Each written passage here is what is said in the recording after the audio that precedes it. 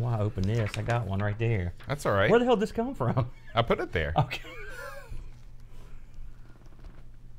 It's almost over for me. Ooh, man. This is going to be a long transfer. Oh, I think man. that this computer is just like USB 1. So I told you. How long does it say it's going to be? it says 1% complete. Oh, why didn't you just plug it into the SATA port internally? That's what I would have done. Hmm? Yeah. Does that thing have a SATA port inside of it? Mm-hmm. Just take it out of its external case and plug it into that. Oh, I'm not about to disable your or disassemble your hard drives. What do you mean? It's one switch on it. It just comes right out. Does it really? Oh, yeah. Do you think we should do that? Yeah. Okay. Otherwise, we'll be here for a year. Okay. That's what me and the Chud did. Man, I've gotten some extra stuff. In fact, I downloaded a bunch of TurboGrafx CD stuff, and none of it was the one I needed. So I had to go hunting it like a jackass. I found it real quick, but still, felt like a tool. Hey guys, what up, yo?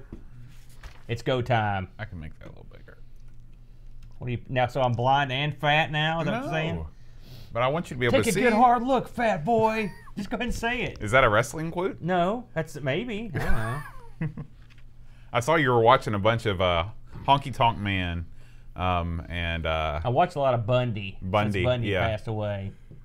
I was a real big fan of the King Kong Bundy. I was a real big fan of his. He had a look like no other guy I've ever seen. He looked like a man that was slowly melting. yeah, You know, he like did. a huge guy that was That's melting. why I assumed that he was so much older. He lost a ton of weight, too. No, so it's a bummer. It's a winter wonderland, fellas. It's cold out there. Cold and wet. You know, one of those recommended videos on our YouTube channel was like, Ric Flair admits we all did pills in wrestling. I It's like, skipped oh that my one. gosh, what a startling revelation. We're talking about King Kong Bundy, Matthew. Come on. Ted Bundy. Screw that guy. This is a real Bundy. There's only one Bundy. That's right. Well, I mean, there's two. There's Al Bundy. Yeah. Okay, I'm gonna have you perform this operation. Yeah, it'll take less. Let me show you how difficult this is. Here we go. There's a switch on here. See right there? Mm-hmm. Open and close. It's always open. I never close it. And then right here, you just go like, basically, you just kind of do one of these. Let's see here. Open. My hands are so jacked up. Here it is. Wow. There you go. Like I said, that's easier there's than no I expected. surgery involved. We are copying Bible. No. Hymnals. Hymnals. That's what we're copying. Nothing illegal here. Thank you, Matthew. This is the shirt. This is the shirt. Okay, there's an. I can't wait to play the Lionheart for the Spectrum. That's going to be awesome. Let me guess. You don't have any other open Well, I've cables. got a SATA. I just need to get a cable, like a Power? Do you call it? Yeah, power. Or wait a minute. I No, enjoy- need. It's the other way around. I Or enjoy is it. this is yeah. I need. You the other can't thing. use the ribbon. Yeah, that's no good. I'll be back. Isn't it fun? Isn't this the thing you said you were too old to do? Bo's trying to copy an external drive. But what are you wearing, Pixel? Hi, Gary. I gotta hear what you're wearing. Your shirt's so freaking superior to the Lionheart. I highly doubt it. Oh, snap! Hold the phone. Hold the phone. There could be that you may be onto something, Pix. I may change my mind. I know my kid would. I was just thinking today, Bo, as I talked to these fellas about shirts. Gotta have some ZX Spectrum shirts. Is that possible? Yeah, I Do they mean, make those easy. in American sizes? Well, I mean, I can make whatever we. Because even after I lose 100 pounds, I'm still gonna be an American-sized man. I'm afraid. I'm enjoying this. Hey, man, I almost gave my tongue a paper cut. Keep your mouth shut. It's hard to keep your mouth I shut when know. you're working on a computer. Your tongue's wagging. Yeah. I'm the exact same way. Man, you and that Gateway are legally married now. Now here's. What's up, Edwin? Hey, we're having Norwegian-like weather out there. Actually, it's pretty wet and crummy now, but it's a beautiful white. I wouldn't say powder. What would you call that? Slush. Slushy crud falling from the sky. Slushy crud. Welcome to West Virginia. Well, home of the slushy crud. Yeah, it's our mascot. Just a big pile of black snow with some eyeballs stuck on it. Why do you keep... That is not involved. That ribbon cable is not... But, I mean, I need the other thing, The too, power right? thing. Yeah, it's called a SATA. Do you want me to do this? Well, I just don't think I have Yeah, one you of do. those. I can see it. Look, not that. no. Look at the Oh, cable. this. I Yeah, got that's I got it. I got it. Poor boat. I may be dumb, boat, dumber than a sack of hammers, but I do know where that's You at. know I always cede to your computer expertise. No, you don't. You put the bad mouth on me before the show started. He's been killing me all day. Oh man, sunny California. It is nice out there. How long's it been since we saw the sun? It's been a while. Not on a happy day anyway. You might have to BIOS that when it comes up.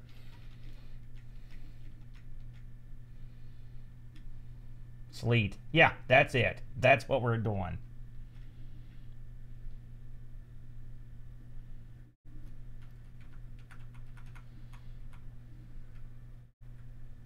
Just watching Boat use his computer expertise.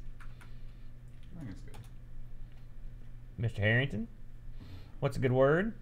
Paul has recently been put in charge of his company. I guess is Whoa. yeah. He's He's put in put in charge charge of the company? And so I salute you, sir. yeah, Me and my major rainbow hat changes. salute you. CEO Paul Harrington. Nice. That's a good CEO name. I agree. You need like a 4-syllable CEO name. Man, Paul Harrington. That sounds like a snobby rich guy right there. Mhm. I'm Paul Harrington. This is my wife, Lovey. But you need like Paul Harrington the fifth or whatever. Yeah. What up, Neil? Way to save them Amigas.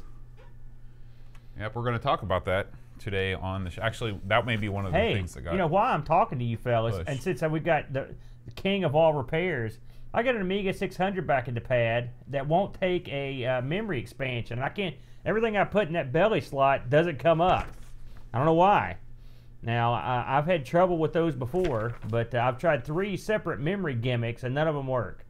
So if you've got a thought on that, I would be more than happy to listen to it. So I did get that motherboard to come up. this thing has a Pentium D, although I guess it is a 64-bit processor. I just put the 32-bit version of Windows on this, but it's got a CPU benchmark score of like 518. Ooh boy, I don't know what that. I don't pay attention to that crap. So just for reference, Ooh. the CPU benchmark on the machine we're recording this on is 11,000. Oh wow! I just watched that. Thanatos. I thought it was Thanos. I misread it. Is there a difference? Yeah, Thanatos. I believe is a some sort of a deity. Okay, we got See that. it? Yeah, it mounted. Now, yeah, Spectrum first tonight. We're reversing it. He said. Since I don't have to have news, I'll be okay with the phone. Yeah, it's moving a lot quicker now. Yeah, man. That way you can get that sucker done.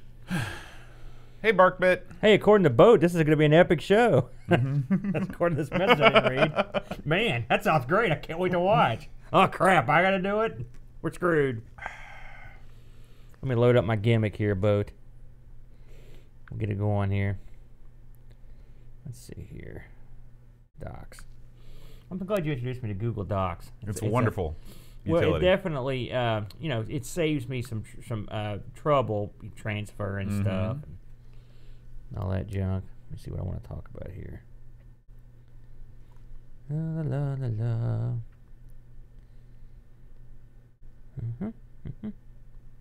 Right. I got some interview stuff. I got some history stuff. It's gonna be golden. It's gonna be golden. All right, you ready to start? No, I got cut off the ringer. Any antics I need to know about? Nope. You got feedback you're gonna do on this episode? We got stuff. All right, guys, give us a whirl. Our Sinclair is the name Take of this one. show. Did you change all the crap? I don't have to tell you what to do. You know what you're doing.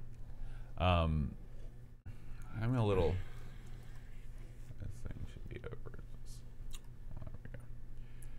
All right. Me too. Neil. I was exact same way. Hi, everybody. Welcome to our Sinclair. I'm John. And I'm Aaron. And today we're going to be talking about Chaos, the Battle of Wizards. Yeah.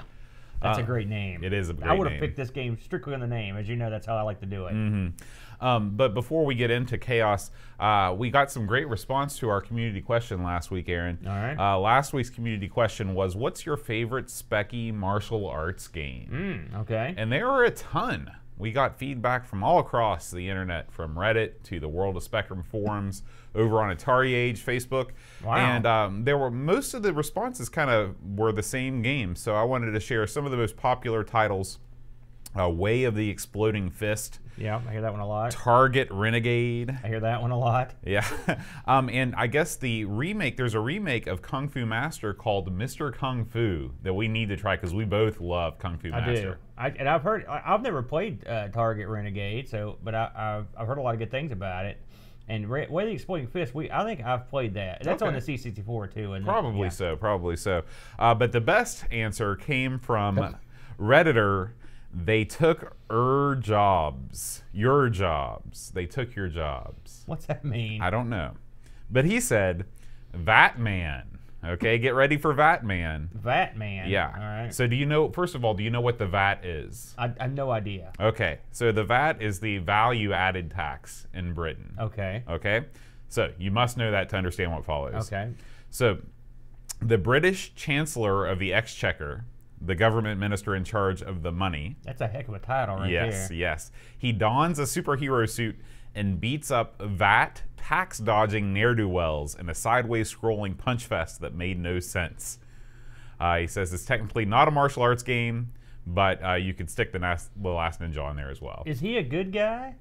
You know, it's a gray area. Yeah, because it doesn't seem like Europe. No one wants to be the tax man. Right. They want to smack around the tax man. Right. Maybe it's like the Nightmare on Elm Street game where you played as Freddy. Yeah, that's how bizarre. Yeah. So what is the equivalent in America to the VAT? The IRS. Well, Like sales tax?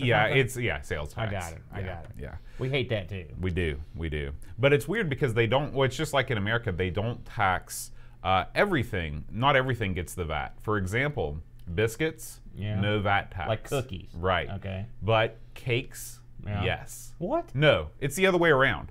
Cakes, yes.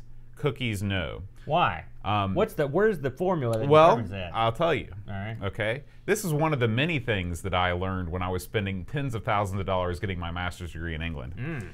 So there are these things called Jaffa cakes. Have you heard of these before? I think I have heard of them, yeah. Okay. It's like an orange-flavored, chocolate-covered, soft biscuit. Oh, that sounds so good. Okay, they are very good. I like that. So the VAT man said, we need to tax those because they're biscuits.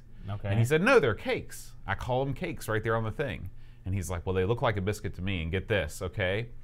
When biscuits get old, they get soft. When cakes get old, they get hard. Okay. Therefore, a Jaffa cake is a cake because when it gets old, it gets hard. So they were good. They were good. That is Justice prevailed. That is complicated. Who decided that biscuits would get taxed and not cakes? The VAT man. What about booze? They tax that? Oh, yeah. But what about soda pop? I think the only thing that's not taxed are biscuits. Really? That's weird. Are you kidding me? I might be kidding. Yeah, have you lied about this entire segment? I'm not going to lie to you. I don't know the ins and outs of the VAT system, but I do know that story. And I know it to be true. That is a weird one. It is. So thank you, everybody, for weighing in on this past week's community question. This week's community question, please write in whatever way you'd like to. You can send us an email at feedback@oursinclair.com, or you can post on YouTube or on Reddit or wherever you see this show posted. This week's community question is, did anyone use their Spectrums to aid in role-playing?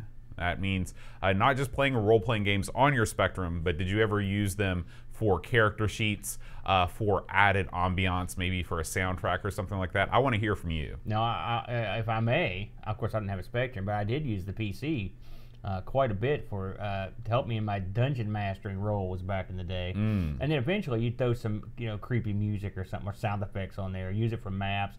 Nowadays everyone uses them for that stuff, but I mean way back, TSR even, I think they had a special bit of software that came out that you could that you could use. Well, I mean, I know they did one for characters and character generation, but I think they actually had one specifically made for dungeon mastering. I know lots of people programmed, character sheet generators and things like that. Yeah, and I used to when we played Champions. The character generator was a must because the math was so difficult that you had to have that that nice character generator. So yeah, that's a good question. It'd be interesting because that's pretty far back in the spectrum. I don't know. I bet they did. Anytime you've got a computer and you've got D&D players, they're going to mix them together. Yeah.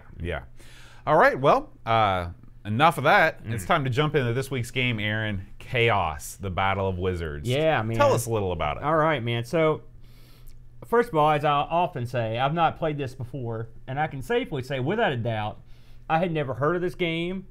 I had never seen the game. And when me and Boat initially played the game, when we loaded it up this week, I looked at it and I was like, oh man. I talked to him earlier. I was like, this looks like it's gonna go down hard.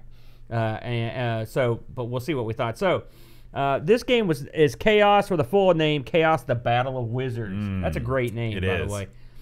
This came out 1985. Now I found this interesting. This was published by Games Workshop.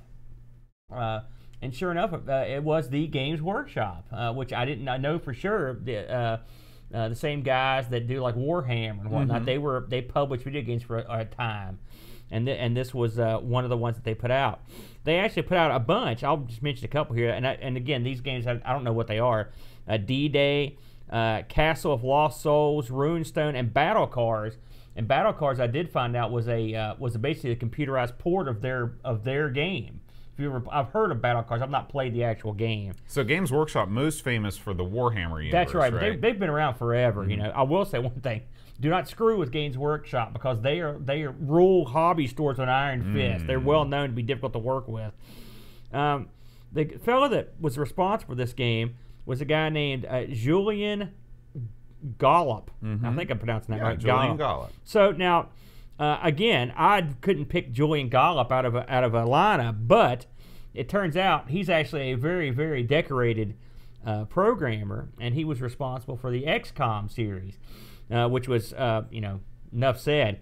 I looked around to see what I could find out about this fellow, and sure enough, this guy that I found a couple interviews with him, and when he was 14, he was into Dungeons and Dragons and Avalon Hill games and board games, as you can imagine, so this all makes sense. And he bought himself a ZX81 from a buddy at school for 25 pounds and started programming on it. And that's how he got his start. The ZX81 being the predecessor to the Spectrum. Yeah. So, now get this. I thought this was great. He played a game that Games Workshop made called Warlock. All right, which again, I'll be honest with you, I'm not familiar with it. Now, you got to remember, this is the early 80s, and this was when even me, old me, was pretty young. So these games were well beyond me in 83 or 84, 85. But I had heard of this stuff, but I never played it. So anyways, he was in this game called Warlock, and so the kids at school wouldn't let him play it. And this is his words. He said, screw that, I'll make my own, and I'll make it better. Wow. I said that all the time, and I never did anything. So he made a board game in '82, and then they did a preliminary programming by a fellow named Andy Green on the BBC B, and then he decided to do the ZX Spectrum version, and lo and behold, this was born. Now I like this too. He says, in a way, Chaos is one of my favorites of all the games I've ever made, that he's proud of this game. He also mentions that he's often asked if it would be okay if people made their own version of it, and he always tells them to go ahead. Well, they did, and I've got a list. I'm not going to go down it, but it's like there's probably 30 versions of this game made and spread all over the world. So it's been made and remade over and over. But the fella is very proud of his game. So what is the game? Again, this game came out on the ZX Spectrum, the 48K. Now, this is actually, it's not that complicated to explain the premise of this game. This game supports 1 to 8 players, which that in itself is quite astounding. and you could have any number of computer and human players.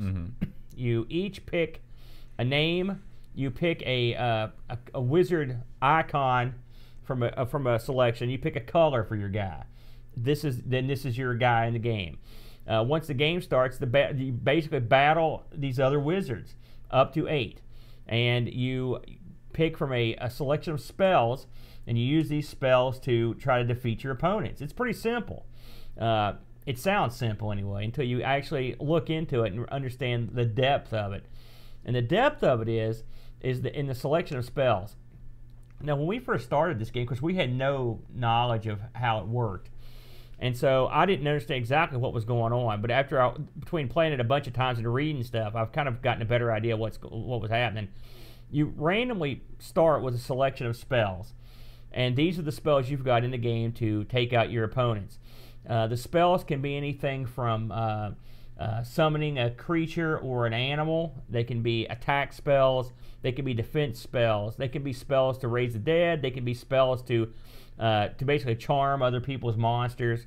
There's a bunch of spells, and one spell everyone has in common is a spell called Disbelieve. When you cast a creature, you have the ability to say, is this going to be an illusion or not? Why would you do that? Because you have varying difficulties in casting these spells.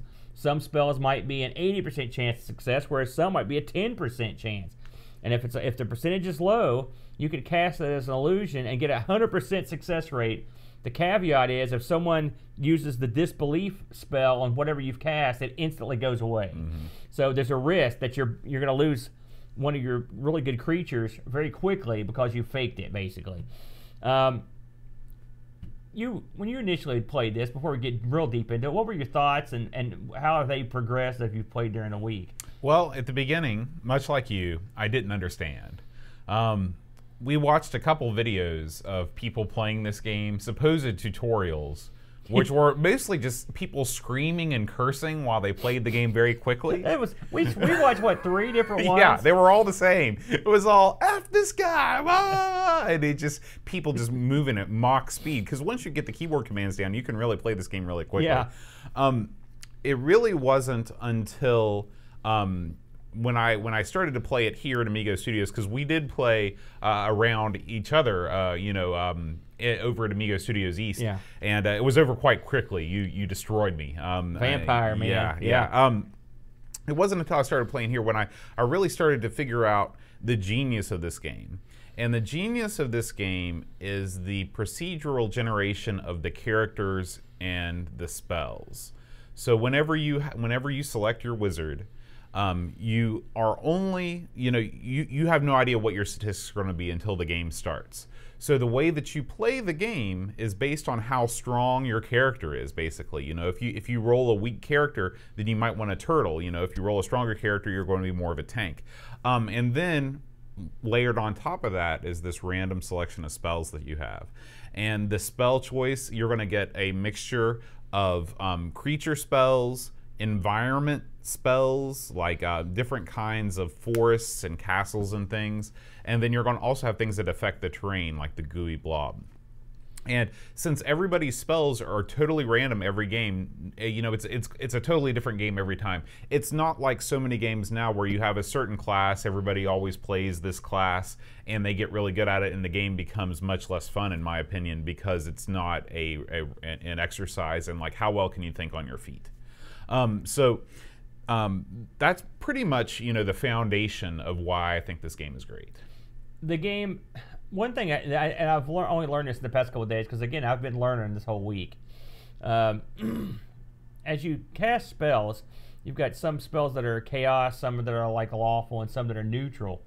And if you cast more spells of a certain alignment, it will make other spells of that alignment easier to cast, which that goes into a lot of the strategy of it.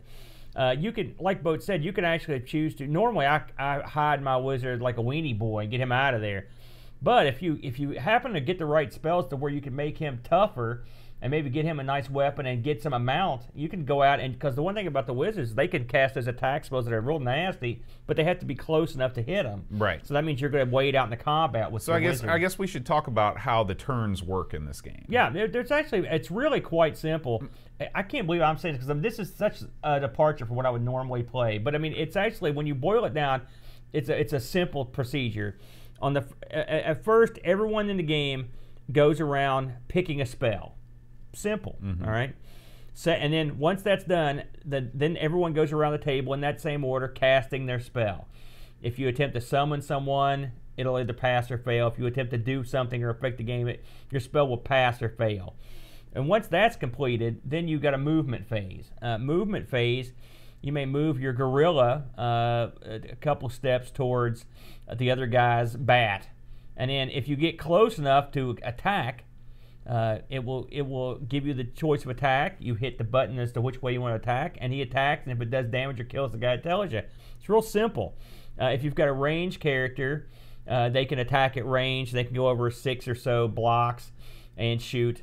And if you have a guy that can do, some characters, you roll up, you attack them with the range and the hand-to-hand if they're right beside the other guy. And then once everyone has moved, that's the end of the round, and you start over. It's pretty simple stuff. What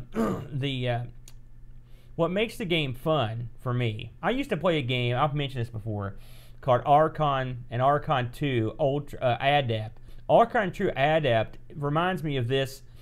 Archon 2 Adept's like the starter version of this, because this is a much more abstract game than Archon 2. It's the same sort of thing where a wizard summons a creature and then places them on a board. But in that game, there's actual, twitchy hand-to-hand combat. This is the turn-based version, and it's actually they dovetail quite nicely. If you want a fast-paced version of this, I suggest you try Archon 2 Adept. It's a similar sort of game, but where this one shines is, it's funny. You wouldn't think this would be a good thing, but it is. And the fact that it's so random when you start the game, it changes. It's almost like what it reminds me of, Bo, and you would be more into this. I mean, it's almost like a collectible card game. You draw your deck, and this was way ahead of its time in a lot of ways. And you never know what you're going to get. Even more so than a card game. And so you've got to play the hands you're dealt. Sometimes you've got a weak hand. You've got to be clever. You may have to wait out your opponents, let them go after each other. Maybe you need to go hide. Maybe you need to put some obstacles up to keep him off of you.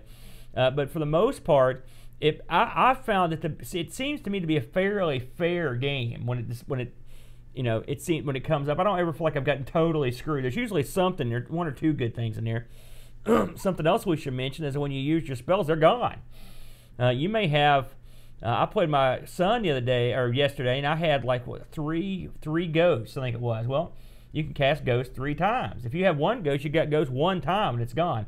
Now, I believe Magic Woods will allow you to regain some spells. Yeah, so if you hang out in the Magic Woods, then you can after a certain amount of turns, whatever tree you're hiding in will disappear, and you'll have gained a new spell. Right. So that's, and there may be other ways. If I haven't found them. And by no means is a week long enough to master this. No. But I feel like I've got a good grip on it.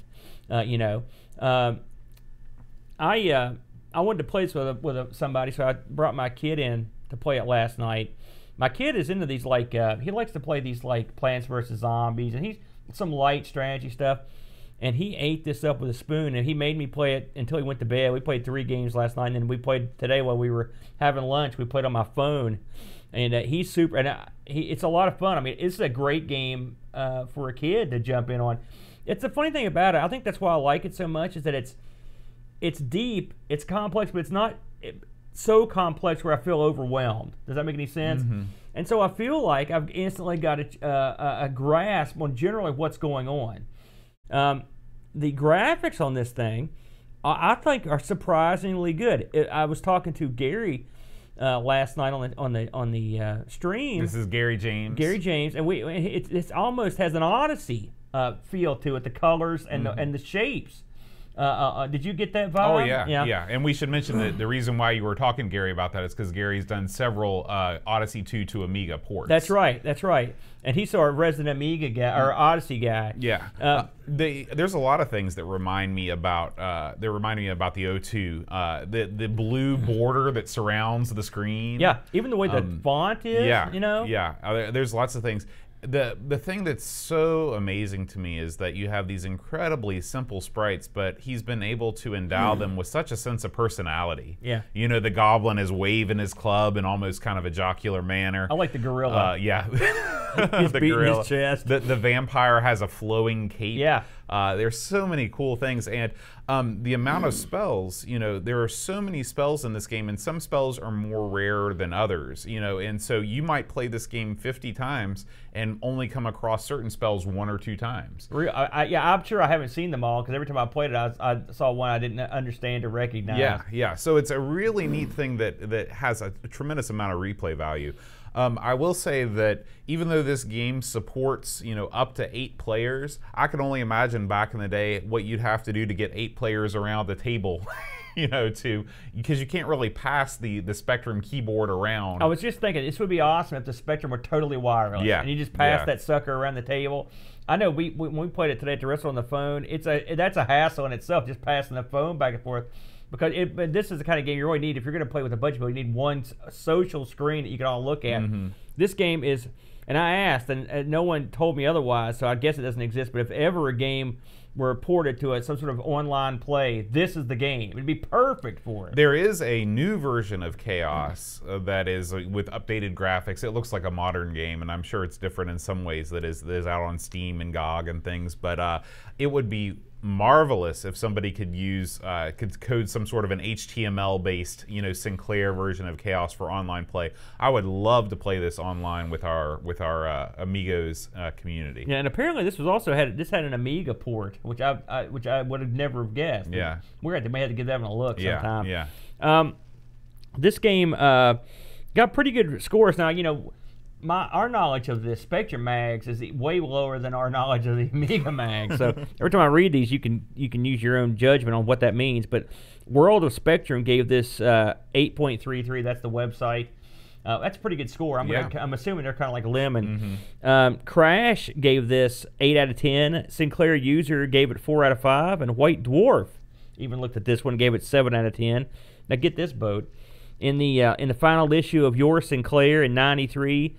This was listed in 5th place of the Your Sinclair Reader's top 100 games of all time. Wow. That's pretty good. In 2006, Games TM listed Chaos at position 44 of the top 100, and it was that means it was the second highest ranked Spectrum game behind Manic Miner. So you're up in the upper echelon of games. I guess my closing thoughts on it is, I think this game, I'm surprised I never heard of this, because it's so good. It's so good. I was telling Boat before the show, because I've said this before, but never, ever have my first impressions been so wrong.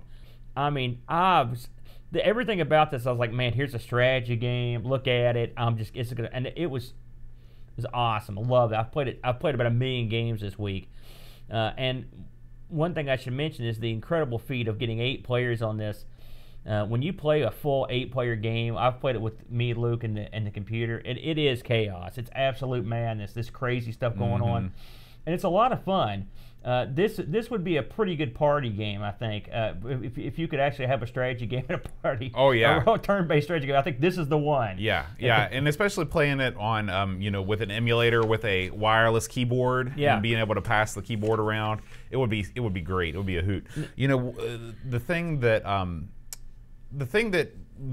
I really enjoyed about this was that I really did feel like, more than most role-playing games, I really felt like I was doing more of a tabletop role-playing thing in this, and that I was choosing my spells and I was rolling, I was doing my movement points and things like that. And a lot of that is also reflected in games like XCOM 2, where everything is point-based.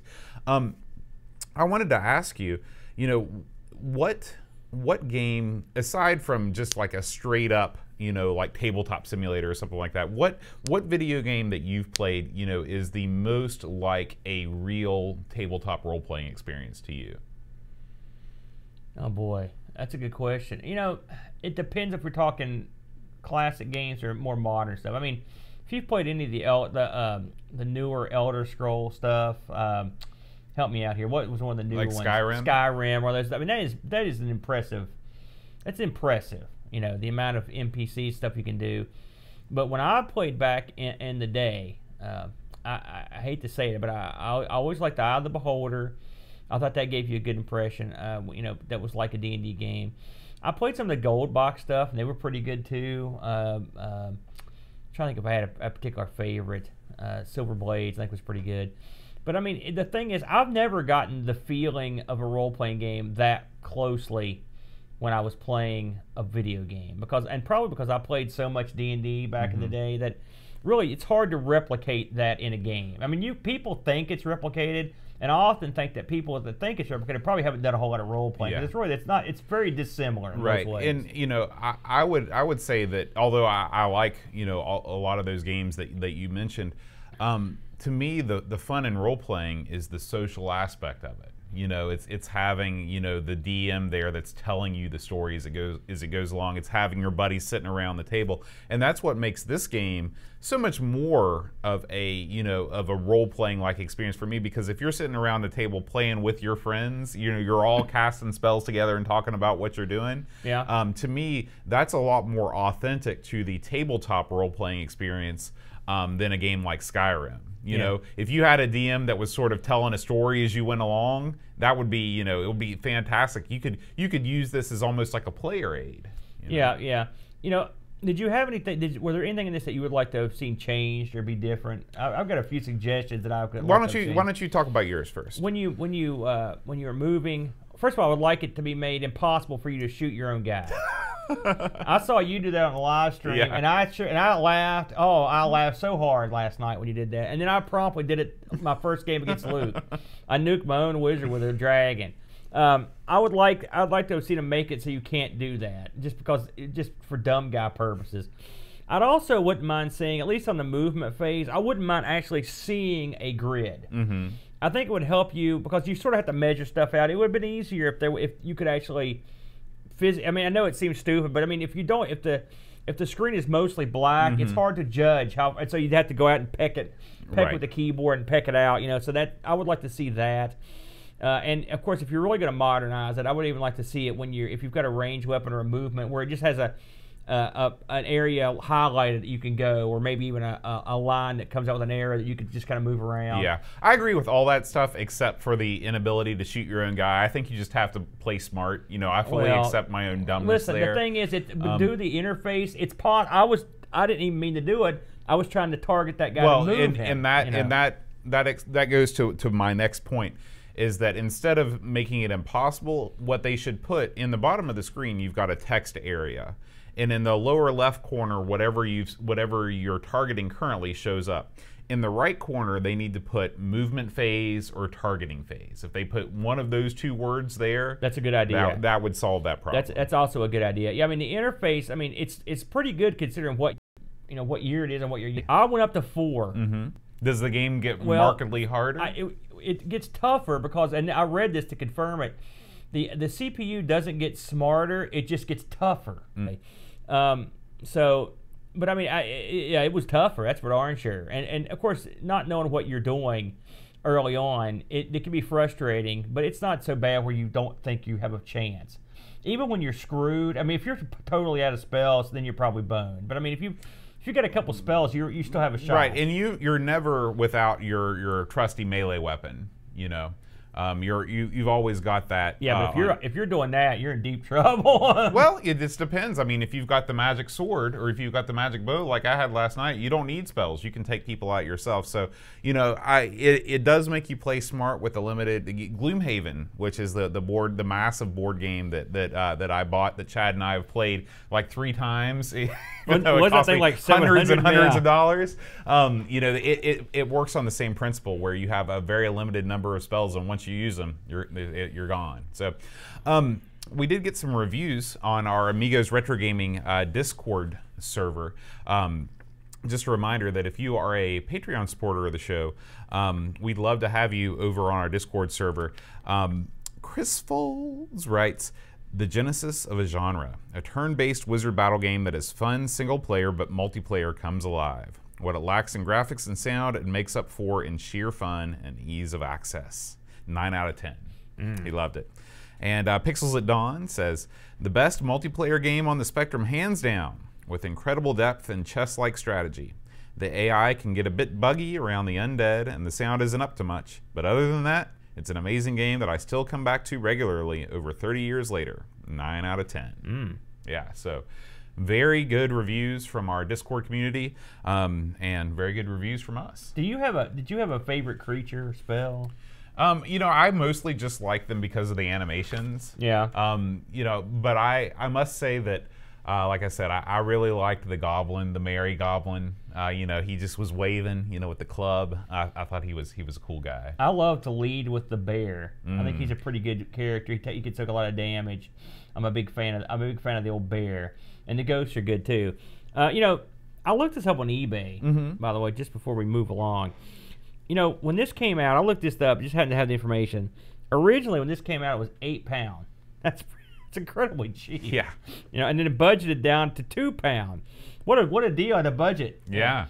On eBay, I could not find any. Really? There was not one, not a single That one. is incredible, because this surprised. also came as a cover tape for a magazine. Yeah. I think Pixel said that was how he was first exposed to it. So I Yeah. can't believe there are none out there. I could That's not insane. find a single one. So if you're looking for eBay, good luck. Oh. It'd be nice to keep saying. I like to see what, you know, just to have. Yeah. Kind of neat to have. Yeah. We did get some feedback from our last show, Aaron. All right. Paul Fogarty on Facebook. Remember how you mentioned when we were talking about the footprint of the Spectrum? Yeah. And you said that there was a Tandy portable computer that had a similar footprint? Yeah. He said that that particular Tandy that you mentioned was used for cross development on the Spectrum. Well, there you go. Yeah, pretty neat, pretty neat. All right, guys. Well, before we wrap up this week's show, I'd just like to remind you that if you'd like to support us, you can go over to patreon.com/OurSinclair. If you support us, you get access to our Discord server, where there's tons of swag you can get. You can help us choose the games that we play every week. It's a great time. We need help. We We have do. no idea. We need tons of help. And also, the biggest thing that you can do is just spread the word about the show. Talk about us on your social media platform of choice. Follow us on Twitter and Facebook at Amigos Retro Gaming. We are on iTunes, Spotify, Stitcher, all the podcast platforms you can find us on. So if you're watching us on YouTube and want to take us on your commute, you can subscribe to the podcast there. I would like to thank our Spectrum supporters on Patreon. We've got Frodo NL, THT, Pixels at Dawn, Chris Foltz, Paul Harrington, Boss Man Harrington we call him, Ooh. and Christopher Hasifa. Thanks, guys. Yeah, thank you very much. I'd also like to mention that we do record this show live every Friday. This week we're recording a little early. Snow day. You can join us on YouTube. Just make sure you click that bell and you'll be notified every time we go live. You can join us in the chat. We got Neville Overman in the chat, Will Williams, Pixels at Dawn, Duncan Styles, Alec Mold, Retro Man Cave. Tons of folks in the chat. It's always a party. We'd love to have you join us live. John Marshall just popped in. So thank you guys for listening live. Thank you all out there for listening. Next week, Aaron, we're going to take a look at Hyper Sports. Oh boy, is this like the arcade port? This is the arcade port. All right. This is one of our favorites. I can't wait already. Yeah, it'll be good. I'm looking forward to that big time. All right, guys. Until then, we'll see you next week. Bye-bye. Oh, my God. You messed it up. Now, it's going to take me 20 minutes to edit the show. I don't remember what the line was either. All right. I don't remember. I had no idea. I didn't know that was going to be a permanent thing. You never told me it was a permanent thing. I thought you were just screwing around last week. What is the All thing? you have to say is, and press play. Okay, thank you. Okay. Don't be so upset, Bode. Come on. Like I said, when you were were getting on to me about, oh man, what was the thing? I was like, yeah, it takes time to edit that. And you're like, oh man, it just takes a No, second. it just All takes a these little second. seconds, man, they It add just up. takes a second. Come on now. All right, here we go. Until next time, press rewind. That's not right. Until Now, get off my back. I did it wrong on purpose to make you feel better. You did not. You lie. All right, guys, until next time, I can't remember it. I can't remember it. I don't like this. It was your idea. I'm sticking with Clive's alive in your heart. Listen, say whatever you want. I'll just sit here and look happy. Whoa, whole table. Oh, sorry, I gotta write it down. All you have to say is and press play. Rewind. Alive in your heart and press play. We were going so well. Just right off the tracks. Okay, we got it. All right, look like you did before. Oh, sorry. And until next time, rewind tape. And press play. That's great. All right, so that's good. So, that went a long time. It went about 40 minutes. Back at 2 and 2. All right. Hey, John, Marshall, did you see that picture I sent you, by the way? That's right up your alley, son. Got it in the first take. Damn straight. Do you hear that? Sounds like the monks from Monty Python and the Holy Grail. What the hell is that? I have no idea. Doesn't it sound like chanting? I think the end of the world is happening. Dadgummit. I'm glad we're here together at the end of all God. things. What is that? I don't know. I'll look out the window. Hold on a second. I need to remember. I need to put the end of the show in the notes because I'll forget. You should it just every leave time. all that in. That was fine. Oh my gosh. Rewind tape, and then I'll put your line in there too. Bye. Let's play. Yeah. If you see that happen, please notify the police.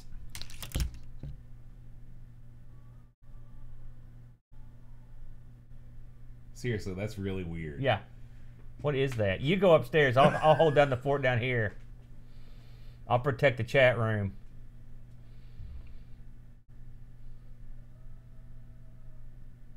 It's Roy Orbison. Oh, I like Roy Orbison. Well, he's dead. Yeah, I know he's dead. We're hearing mysterious Roy Orbison playing somewhere in Boat's house, his empty house. Alexa, stop. Was that Alexa? Yeah. His Alexa was It was when I said Clive's alive in your heart. really. That It triggered. picked you up from all. How bizarre, eh? That is weird. Started playing Roy Orbison. If Roy was here, I'd get him on camera, guys. You know, I'm a big Traveling Wilburys fan. Well, the first album, anyway. I liked Roy, his later stuff. How did we do, Boat? Was that coherent enough? Yeah, I thought it Okay. was good. All right, now I gotta get down to business. If you will, you gotta say it like Dusty Rhodes. Funky brisk of business, if you will. Man, I love Dusty Rhodes. I do too. He's awesome. It's a shame. He has two sons or just the one? He has Cody and he has Dustin. Right. They're both wrestlers, right? That's right. Gold Dust and Cody. Thank you, Gary. Okay. Where are we starting? We start there because I'll put start here. You guys in the chat, you guys have, I'm assuming most of you have played that game. What a great game. I thought you were going to say, I see most of you love Dusty Rhodes too. Dusty Rhodes. Okay. You might lose us for a second. Don't worry. Sorry that we lost the stream it there. was huge, John. I saw this mixing board at the state resale store. Mm-hmm. It was bigger than this table. It was monstrous. It's just huge. It looks like something that came right out of like wherever they did Elvis's stuff. Mm-hmm. There's gauges and crap. And I was like, man, I gotta take a. In fact, I got a picture right here. I'll show it to you. It was. I was like, I gotta take a picture of this for my good buddy John. He would get a kick out of this. Because I don't know, and you never know. Some of this stuff might be valuable. I mean, not to me, obviously. Look at that. Oh my It's gosh. hard to get the scope of it. Yeah. I mean, that's that on a thing is look at that massive. pallet under it. That's bigger than a pallet. Right. Right there. John yeah. says, did you see a price on it? I didn't look, but I would say under $100. Everything at the state surplus Yeah. store under $100. Yeah, or it's probably $800. I still haven't been over there before. Who would buy that? You know, you'd have to be someone. I think that a speciality. there are people that are into vintage audio stuff, just like vintage computer people. Just like, let me tell you something. If people collect pencil sharpeners, Right. by God, vintage audio seems like that's a small Exactly. crate to cross compared to Exactly. pencil sharpeners. Look at this, 29% complete. It's moving. I told you, dude. Listen, You chastised me. You beat me down. But I know a little something about computers. A little, that much. Jetstrike. Jetstrike. We gotta switch gears to Jetstrike. Yeah. Totally different game. Yeah. Totally. What is that? I don't know. Are you Irish? Suddenly I've turned Irish. It's a totally game. Or Canadian. It's the same thing. Oh, man. So, we need to adjust our Amigos logo, put it right in the middle of us. Brain headache of super pain. Brain headache? Of Is there another super kind pain. of headache? Now listen, directly after Amigos, we break into the debut episode of our Acorn, Archimedes, the Archimegos. I was going to Bam! say. There it is. Yeah, There's the name. I was going to say, we've got to look at the numbers. I think you should seriously consider sunsetting ARG, and we need to just pick up the Archimedes podcast. I would instead. never sunset ARG. I don't care if me and Britta are the ones watching it. Ever. Or what are you saying, Lobster? Listen, this hat deserves your mockery, frankly. I put this on just as a larf, and then I just wore it. It's such a bizarre hat. Look at that. Yeah. It looks very, Yeah. kind of like vaporwave. Have you heard of that trend that the kids are into now? You mean vaping? No, this is vaporwave. It's Is kind that of where music. you take the e-cigarette and stick it up your... No? Maybe that's what you do, but most of the And time... then you wave? Yeah. Woo! It would make you wave. Okay, let's make sure I got everything set up right. Bam, there it is. Now, at the end of this episode, what are we going to say? Screw you, Clive. We like the Trammell. I'm out of here. Okay, yeah, sorry the stream is, my internet obviously is up and down like a yo-yo. Much like Boat. Much like me. Okay, got the news up.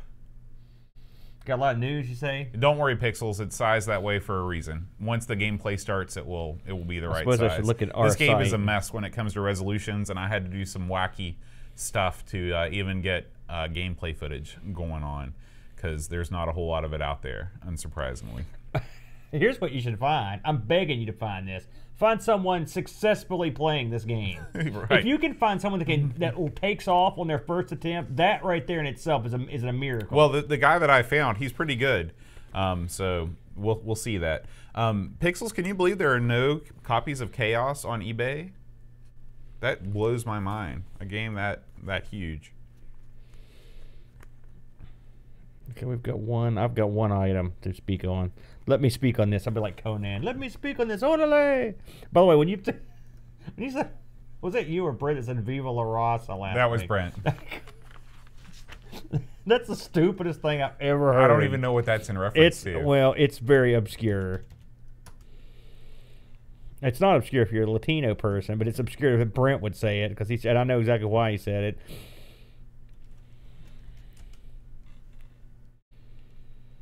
How's Chad doing, by the way? Is he recovered? He's getting there. That's good. His medicine's making him sick now. Fillings are popping out. He's having all kinds of trouble. Well, he is an old man. He's not, well, he's older than me. Have you seen that video? Charleston, West Virginia, 81. I have seen that, actually. That's great. You could have been in it. I could not have been in it. I didn't go to Charleston that much back in the Dizzy. Give me 1 second, Bo, before you fire this thing up. I want to look something up real quick. Okay.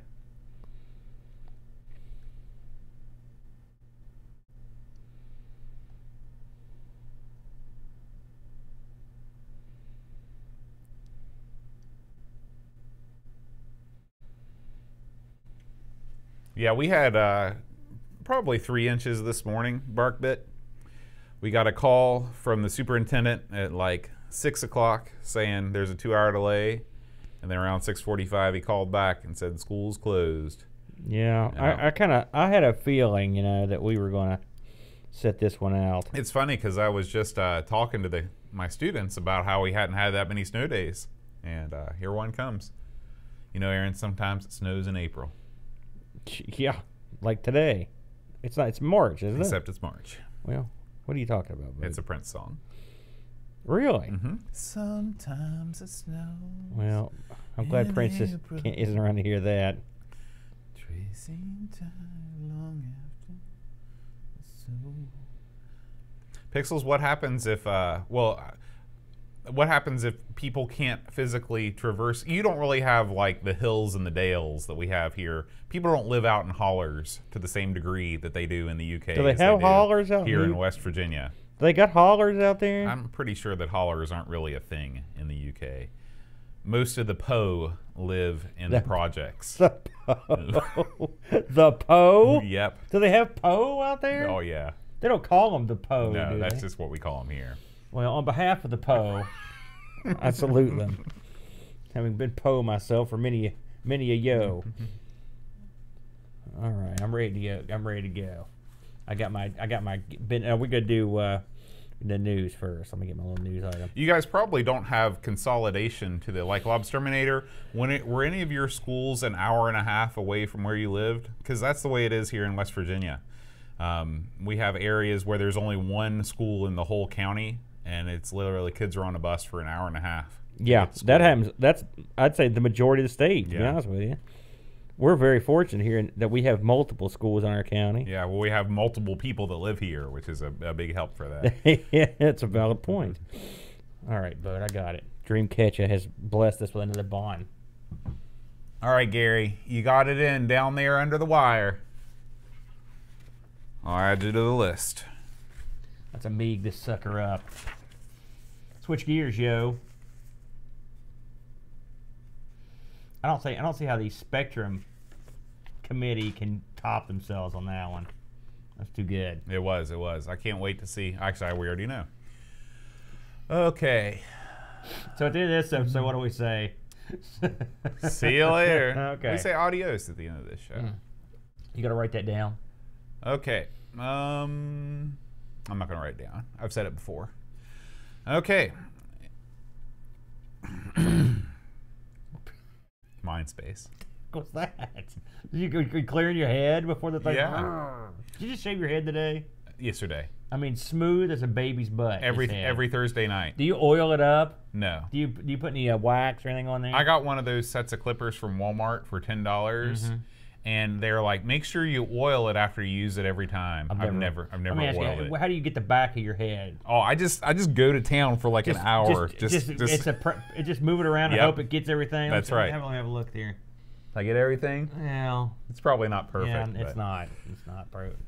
It's tough. I've got a gimmick that I use. I got a mirror thing, and so what you do is you put a mirror in front of another mirror, and you can see the back. See, I stand in the shower because I don't want to sweep up any hair. You stand in the shower. I stand in the shower.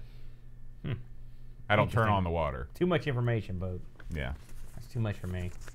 All right, here we go. Hi, everybody. Welcome to Amigos. I'm John. And I'm Aaron. And today we're going to talk about Jetstrike. Cool. Wow. I don't know why we the martial arts it's a kung fu game. That's a Jet Li. So, but before we get into what we think about Jetstrike, Aaron, what's been going on here in the wider Amigos community this week in terms of what's been on our site on everythingamiga.com? Well, we've had a single submission this week from our good and dear friend, the man, the myth, the legend, the Dreamcatcher. I almost called him the Deem Catcher. I don't know why. And Dreamcatcher, again, he's still on his Bond kick. And this one's actually one I believe it or not I actually had played back in the day, the Stealth Affair. Now, this is an interesting one because it basically got reskinned effectively. It looks like Max Headroom on the front. Well, if you'll scroll down, that's Operation Stealth, and that's the James Bond, the Stealth Affair. Pretty much the same game. Okay. And it's a decent little game. It was very well received. I remember it back in the day, and of course, this is Dreamcatcher going into work on this thing, so he pretty fleshes it out quite nicely. I'm a big Bond guy, as I've mentioned many times. This was a sort of an independent work. It's not really based on a film. Sort of like The Fate of Atlantis and Indiana Jones. That's right. And so you have that bit of leeway. And honestly, I don't remember a ton about it. It's okay. It's not bad. I'm trying to remember which version I played. I think I played the non-Bond version of this one. But Dreamcatcher digs in there, his usual stuff. And so if you're into Bond, I would suggest giving that a good solid read. Awesome. Cool. How about our YouTube channel? Anything new on there? We did. Well, I guess we should just take it from the top here. So right away, me and you had to go at our on our live stream, we went ahead and played ourselves a little bit of our Spectrum game this week. I did not put that on the channel. You did not put that on the channel? No, Why? Yeah, why was it? Well, first of all, we had a go. We didn't necessarily have a good go. Your streaming computer in Amigo Studios East has the power of the ZX Spectrum. Well, so there were several incidents. What I have found out was that computer was updating as we were trying to play this game. Okay. And since Windows decides that you can no longer do anything without its express written consent, it just went ahead and just updated right along, which it jacked up. It did. It jacked up my other show too, so it didn't do us any favors. Speaking of the other show, if you're into the other show, me and Brent, this was Brent's idea this week. I had no idea he was going to come up with this wacky concept, but the wacky concept was black and white games. And we looked at the game that you introduced me to back in the day, Bo, Glider, for the I guess the classic Max. Right. And then, of course, me being the outside-the-box thinker that I am, I went for a pinball machine. And the pinball machine is a game called Centaur, which is a very unique-looking machine that it's all black and white. The only color in it's the lights and it's a little dash. I will say this is probably the least attractive pinball machine I've ever seen in my life. This is a very polarizing machine because some people don't like the art style. It's actually, I think it's a creepy machine. It's really, when you play this game, there's the sound synthesis on it has a reverb board, so when it speaks, it's real echoey and creepy sound, and it goes quite nicely with the full art package that the game has. So it's a mixed bag. It also was, I think it was the first game to offer 5-ball multi-balls. Really? And since it's such a flat machine without any ramps or anything, it gets crazy with the multiple. It's a difficult machine, but when Brent picked black and white games, I thought, when am I going to get to talk about this again? So I went ahead and threw it in. It's an interesting game, and one game that we actually, pinball-wise, you could actually go play on the pinball arcade if you wanted to. So that was our effort this week. Oh boy, I didn't even see that. That's Bo, you want to talk about that? Yeah, so I put up, we are coming to the end of our Amiga Ireland coverage. This is one that I put up last week. This is Klyrikos from Greece, gave a talk on 3D ray tracing on the Amiga, something that I just do constantly. And so he goes through all the ins and outs using Lightwave 3D, and it's very informative.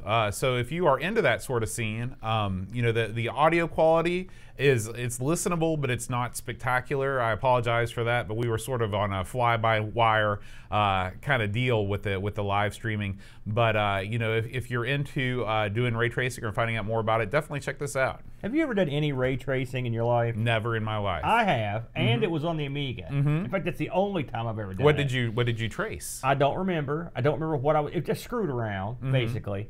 And me and my buddy Larry, who was Larry was into that stuff. He loved fractals. He loved ray tracing. There's a program on the Amiga, and someone will refresh my memory on it, where you can generate entire landscapes. Really awesome. I used to play with that a lot. There's another one where you could look at all the different stars at different points in history. You know, stuff like that, non-game related stuff. The Amiga had a lot of really unusual bits of software, but ray tracing was something that was kind of fun. You just set up your thing and leave for a while. And right, I was going to say, no matter what you're doing with stuff like that. Distant Suns, thank you, Will, and Vista Pro. Both those are the exact ones I was talking about. Distant Suns is a very unique piece of software. I always thought it was cool just because you could see the different what the stars look like on certain days and certain times in certain areas. And then Vista Pro, where you could generate these landscapes, they were at the time, they were incredibly realistic looking landscapes. I had a lot of fun with them. It seems like no matter what you're doing with ray tracing or rendering, it always takes time. It always takes time. Yeah. You're always leaving your computer on overnight and coming back in the morning. Absolutely. And seeing what a lot of happens. that stuff. Another thing we used to play with those morphing programs that sort of fell out of favor, but morphing was sort of went through a thing. You know what I'm talking about. And those are a lot of fun you set the different points and have your face morph and other stuff. LGR just did a big video on that. Oh yeah, so, that's right. Yeah. And finally, the last bit of site news. I played some Chaos: The Battle of Wizards. Oh, which I watched. This was an epic stream. Yeah, this was much more smoothly than went than ours. I played a full 8-player match. It was spectacular. I was on the cusp of victory. Don't give away the ending, because you go watch the ending of this. This is grand fashion ending. This is a great one. I watched the beginning and the end of this, and I felt pretty good about it. Yeah. So that is everything that's going on on the site and on the YouTube channel this week, Aaron. But now it's time to summon the gamble train. It's pulling into the station. This week's bevy of Amiga news, Aaron. There were stories. This is the first time that I've ever had to do this, and I've been doing the news for a long, long time on this show. And this is the first time that I've had to cut stories because we had too many stories. So much stuff. So You're like Concrete. You're Concrete. You're like Walter Concrete. It's his brother. That's right. Somehow. But we're going to start things off, Aaron, with a new Amiga Future magazine. Okay, so this is Amiga Future 137. They've been at this game a long time. There is tons of new content. As we know, Amiga Future is one of the top print Amiga magazines out there. And they're covering a game that we just covered a couple weeks ago, Power Glove Reloaded, as well as another new title, Trap Runner, that just came out a couple weeks ago. There's always great reports on all the various things that are going on. So Amiga Future 137 available on newsstands right now. It's funny. I was just looking through Amiga Future, the December issue, which of course we were gifted. But it is a tremendous read. I mean, it's really well done. And whatever translations they have to go through to get that thing, because I guess they have several different print copies. They do a good job. It sounded really good. Now this one, Aaron, we're going to both have to try this out. This is Mod Surfer. Okay, Mod Surfer is a game that was just released. This is a rhythm game. Where I know you've played this kind of game before. I think we played it on Amigathon where you've got a ball and you're moving back and forth. Well, this one kind of works the opposite way. You're following a mod file tracker. You can import any mod file that you want, and you will play you're actually playing along rhythm game style with the mod, with the ball. Well, any mod can go in this? Oh man! So it says larger mods will need more chip RAM, but as long as you've got the jack, you can do any mod. So isn't the jack, brother? Isn't that a cool idea? That is good. Yeah. What was that music game we put on the Amigathon? It was sort of like a rock band. You remember that? You remember? I remember it. I remember it. It was really fun. I can't think of the name of it either. It was really good. But yeah, that looks great. But being able to plug in your own music, outstanding. I love it. There's another new release this week. This is from the same people that brought us Trap Runner. This comes to us from our buddy Neil over at Indie Retro News. Celtic Heart. This is another platformer game, much like Trap Runner, except it's set in a new environment. You've got sort of a medieval environment. You're playing as a knight, and you are traversing various environments. So if you are a fan of Trap Runner and you want another great platformer for your Amiga, check out Celtic Heart. That looks pretty good, doesn't it? Now I thought Trap Runner was one of those endless running games. No. But so it's just sort of like, it's like a platforming type. Right. Okay. Right. Cool. Good. This is a new podcast that I just found out about. A new Amiga podcast? Well, they are not doing exclusively Amiga. This is an arcade attack retro gaming podcast, okay? But this month, they are focusing in on the Amiga and what makes it special. So if you are looking for another podcast to try out, try these guys out. I listened to a little bit of it. They've got good audio. It's good quality content. So check these guys out, the Arcade Attack Retro Gaming Podcast. Very cool. Yeah. There is a new edition of Personal Paint for the Amiga. Do you know anything about Personal Paint? I know of it. I don't think I've ever used it. Okay, well, Personal Paint, I believe, is the only paint program that's still being updated for both the classic Amiga and the more modern Amigas. So you can get this for both 3.0, 3.1, or if you have a newer Amiga, 3.9. Okay, Personal Paint, I honestly don't know anything about, but I know that lots of people use it. And you can get some really good results with it. There are some... That's the classic. I've seen that picture many times. Yeah. Old ham. Yeah, so if you are interested in Personal Paint, there's a new version out. It is for sale. You can buy it. Looks like customers outside the EU and UK, it's for sale for 16 Great British pounds. So, not bad. 20 spot. Yeah, not bad. Now, given our history of art, from the various Amigathons, we should never be getting this. There's no paint program that can make us artists. No, not at all. Not at all. Now, Aaron, we had quite a loss in the world of music last week. The Prodigy frontman, Keith Flint, passed away, sadly. And sort of in his honor, I saw this posted. A guy named Aaron White has posted a folder full of Prodigy mods here. And so I've linked to his mega download site.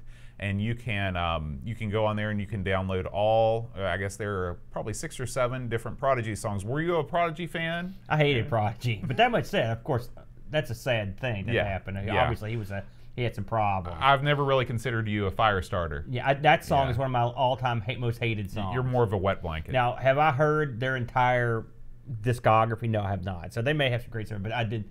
That song fills me with a certain sense of dread. I'm not gonna lie. Well, let's move on. That's still cool. Let's move on to happier news. Our buddy Pixels at Dawn has compiled his memories from Amiga Ireland all into a vlog where he's talking and showing different pictures of things that went down at Amiga Ireland. It's quite entertaining. Yeah, it's very good. I watched it and then I made my wife watch it. Wow, what a ringing endorsement for me. Yeah. The best part of it all is that he goes in depth into my fantastic win at Worms when I played against him and Paul Harrington. So I was very glad to relive the glory. When I noticed something he mentioned in here. I can't remember exactly what he said. He said something this and then and boat when he would bother to show up or something like that. Oh yeah, that's because I was a full day late getting there. Okay, that would explain it then. Yeah. What happened there? Is it just why were you a day late? Well, I'm limited with the amount of time I can take off work. Oh, no, so this wasn't, you weren't actually late. You were scheduled to get there later. Well, also my bus was later than I expected to. I was late on multiple levels. There's nothing you could do about it. No. I thought you were just sleeping in the hotel room or something. No, that's my normal move, but not in this case. That's the boat move. Sleep, entire vacation spent and sleep in hotel. Got it. Now, this one comes from one of the biggest names in the Amiga scene these days, our buddy Retro Man Cave. He has availed himself of the task of saving these Amigas for the Museum of Computing. I believe he's talking about the Museum of Computing over in Leicester, which is home to various Amigos. And he goes... Amigas. No, home to various Amigos. Oh, I'm talking about Chris Folds and Darren Coles. I thought you meant the museum and a bunch of Amigos stuck in it. No. Well, I guess it was probably home to various Amigos as well. But anyway, Retro Man Cave goes through his what he's most known for. He's done this whole series of, can we restore this machine? They're very well shot. He's a very entertaining guy. Also proud Patreon supporter of this fine show. The thing about Neil, did you watch all this? I have not watched it all yet. I just watched the beginning. I watched it all. First thing, every time I watch Neil do one of these, he's got these cat burglar gloves he puts on. And it always looks like, I keep waiting for him to just pick everything up and just run out the door. Out, yeah. All he needs is one of those hamburglar masks, and he's ready to go. Like a turtleneck, some tight black pants. It is strange. I haven't seen people don the black gloves to work on stuff. And I was watching him do this. He's got 3 or 4 of these things, and each got problems. And one on the keyboard didn't work. And I was thinking to myself, this is why I don't do these videos, because what I would have done is just Frankenstein one. And there was one, he's like, this isn't the right model light for this. I would have. He's like, and this is for a museum. We got to keep this pure. That never crossed my mind until he mentioned. I was like, oh yeah, museum. Right. Because me, I'm just a big hacking machine. But Neil, he does a proper job. Yeah. So, but I enjoyed this quite a bit. And just a quick correction from the chat: the museum he's referring to is actually in Swindon, not in Leicester. So. Boat. How could you make such a silly mistake? I don't know. And finally, Aaron, the final story of the week. This is one that I know you're itching to talk about. Jens Schoenfield may shut down individual computers and leave the Amiga scene. So why don't you? I know that you've researched this far and wide. Why don't you give us a recap of this story? Well, you know how I feel about this, but I'll just give it a quick. I don't know how you feel about it. Yeah. Basically, long story short is this fellow feels like he's getting muscled out of the market effectively by Cloanto. There's this whole legal situation between Hyperion and Cloanto, and to a certain degree Acer, I guess, who were the big masters of it all. It goes back and forth. We mentioned a couple shows ago where Cloanto had picked up a couple trademarks and and some kind of court ruling. I've never seen this groundswell of disdain for Cloanto until this has gotten really pretty bad. This week I've seen a lot of people on the forums, on Facebook, on various groups that are very angry at Cloanto. Now, Cloanto has always been nice to us, but and without knowing, I'm slowly getting all the particulars in this instance. And I told the guys in Discord, I'm like, this whole situation, I was like, I'm glad I just have to sit down and play games. I don't have to even care much about this, but I suppose we'll throw our 2 cents worth in on it, and here it is. If Cloanto is fighting for their business model, which is effectively what they are they fighting cleanly, or are they fighting fairly? Are they fighting in the interests of the hobbyists? Probably not, because the interest of the hobbyists, unfortunately, does not pay the bills, and you are fighting over very lean pickings here. If everything I've read is true and Cloanto is looking after themselves, then that's what you would do as a business. It's not good or right or even fair, but that's the way it goes. And since I'm not endorsing what Cloanto does with illegal wranglings, but there's a reason they would do that. On the flip side, if a fellow like this guy feels necessary to leave this market because he is going to be sued into oblivion, or the money is not there to be made, it makes perfectly good sense that he would leave the market. It sucks. That sucks, but it is what it is. I think people often, and this happens in not just Amiga, but in a lot of areas, people get fandom and hobbyist business mixed up with actual business. And the fact of it is, if you're a business, you're there to make money, and you are there to make money as best you can. And if they have to do things that seem unsightly to the community, and they're clearly willing to do those, then that's what they're going to do. Now, with that said, the community's response can be in the form of your wallet or pocketbook, purse. And if you decide that the acts perpetrated by Cloanto are so heinous that you can't support them anymore, probably the best way to get through to them your disdain or disfavor with them is to not give them any more money. And so that ends that. Really, the discussion on the matter is redundant. It's been going on for years. This side, that side, irrelevant. If you don't like the way things are going, do not pay people money. That's the bottom of the truth. And you always get on me for talking about this subject, and finally I'm coming around to your line of thinking, where I'm so sick of it that I don't want to talk about it anymore. So that's my 2 cents. You care to throw in? I think you phrased that very well. I'm surprised at how articulate you were. I'm just kidding. You're always articulate. But I agree with everything you said. I hope that people do keep this sort of thing in mind when they decide if they want to support Cloanto in the future. Is this the kind of company that you want to give money to? No matter if they come out with a $5 vampire Amiga next week, do you want to give them that money even if it's something that you really want, that you think is really cool?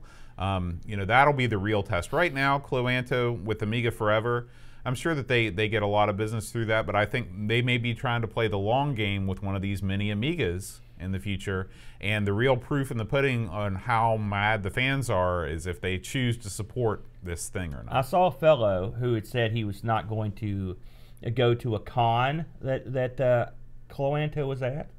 He was not going to buy Amiga Forever. They suggest you take back the ones you already bought and get your money back.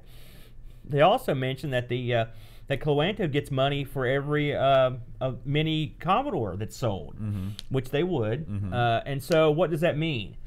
We've often talked about a mini Amiga, and there's going to be one coming because there's money to be made. Now, everyone will want one, including me. If you have a problem with the way things are going, I suggest you don't buy one. Right. If you'll have to weigh your feelings on the subject. And I'm not fully damning Cloanto in this either. I've heard both sides have an issue with this. And I honestly just don't have the inclination to dig deep into the court records on this. I got bigger fish to fry. We got to talk about Jetstrike in 5 minutes. That's right. We got real news. We play games and we love it. That's what we do. And the good thing is, your old Amiga will play almost every game without having to screw with it. You don't have to do anything.